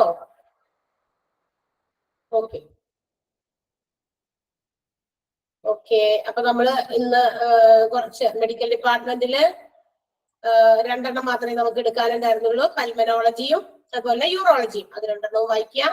അതോടൊപ്പം നമ്മൾ സപ്പോർട്ടിംഗ് ഡിപ്പാർട്ട്മെന്റുകൾ അറിഞ്ഞ് പഠിക്കാനുള്ളത് അതിൽ 2-3 ഒക്കെ നമ്മൾ പറഞ്ഞു അല്ലെ. ഹൗസ് കീപ്പിംഗ് വരെ നമ്മളിപ്പോ പറഞ്ഞിട്ടുണ്ട്. ഇതൊക്കെ ഷോർട്ട് കുഞ്ഞു ഇനി വേറെ എക്സ്ട്രാ നോട്ടിന്റെ ഒന്നും ആവശ്യം വരില്ല. മറ്റേത് കുറെ അസുഖങ്ങളും രോഗങ്ങളും എന്താ പറയാ ഡിപ്പാർട്ട്മെന്റുകളൊക്കെ ആയതുകൊണ്ടാണ് നമ്മൾ ഈ അടുത്ത ക്ലാസ് കൊണ്ട് മിക്കവാറും ആ ഒരു ചാപ്റ്റർ തീർക്കാൻ പറ്റും എന്നാണ് എനിക്ക് തോന്നുന്നത്. അപ്പൊ അതുകൊണ്ട് അത് കഴിയുമ്പോൾ നമ്മൾ എക്സ്ട്രാ ക്വസ്റ്റ്യൻസ് ഒക്കെ എഴുതും. ചാപ്റ്റർ ഓരോ പ്രാവശ്യം നിങ്ങൾ ആൻസർ എഴുതുമ്പോഴും അതിന്റെ എന്താ പറയാ ആ പേജ് ഒന്ന് വായിച്ചു നോക്കിയിട്ട് ആൻസർ ചെയ്യുക. അല്ലാണ്ട് ആൻസർ ഇങ്ങനെ കൊച്ചുകുട്ടികൾ ചെയ്യുന്ന പോലെ ചോദ്യം നോക്കി ആൻസർ എവിടെയെന്ന് കണ്ടുപിടിക്കുക ചെയ്യരുത്. നോട്ട് എടുക്കുന്ന ഭാഗത്ത് ക്വസ്റ്റ്യൻ ആണല്ലോ തരുന്നത്. അപ്പൊ നിങ്ങൾ എന്ത് ചെയ്യുക, നോട്ട് 1-2 പ്രാവശ്യം വായിച്ചു നോക്കിയിട്ട് അപ്പൊ നോട്ടൊക്കെ അവിടെ മാറ്റി വെച്ചിട്ട് നിങ്ങൾ അതിന്റെ ആൻസേഴ്സ് മാത്രം സ്വന്തമായിട്ട് എഴുതാനായിട്ട് ശ്രമിക്കാം കേട്ടോ. അപ്പോഴാണ് നമ്മുടെ മനസ്സിലിരിക്കുള്ളൂ. അല്ലാണ്ട് ആ ഒരു ആവശ്യം നടക്കാൻ വേണ്ടി മാത്രം ക്വസ്റ്റ്യൻ വായിക്കുന്നു, അതെവിടെയൊന്നും തപ്പി നോക്കുന്നു നോട്ടില്, എന്നിട്ട് ഉത്തരം സെലക്ട് ചെയ്യരുത്. അങ്ങനെ ചെയ്യരുത് ഒരിക്കലും കേട്ടല്ലോ. ആ രീതിയിലൊക്കെ പഠിച്ചൊക്കെ വെക്കുക. അവസാനം വരുമ്പോ നിങ്ങൾക്ക് അല്ലെങ്കിൽ എക്സാമിന് ഭയങ്കര പാടായിരിക്കും. എല്ലാം കൂടി ഇത് കുറയുണ്ടല്ലോ എന്നൊക്കെ പറഞ്ഞാൽ നേരം ഇതാക്കേണ്ട ആവശ്യം വരില്ല. അങ്ങനെ പഠിച്ചു കഴിഞ്ഞാൽ ഓക്കെ. നമുക്ക് അടുത്ത ദിവസം കാണാം. ഓക്കെ.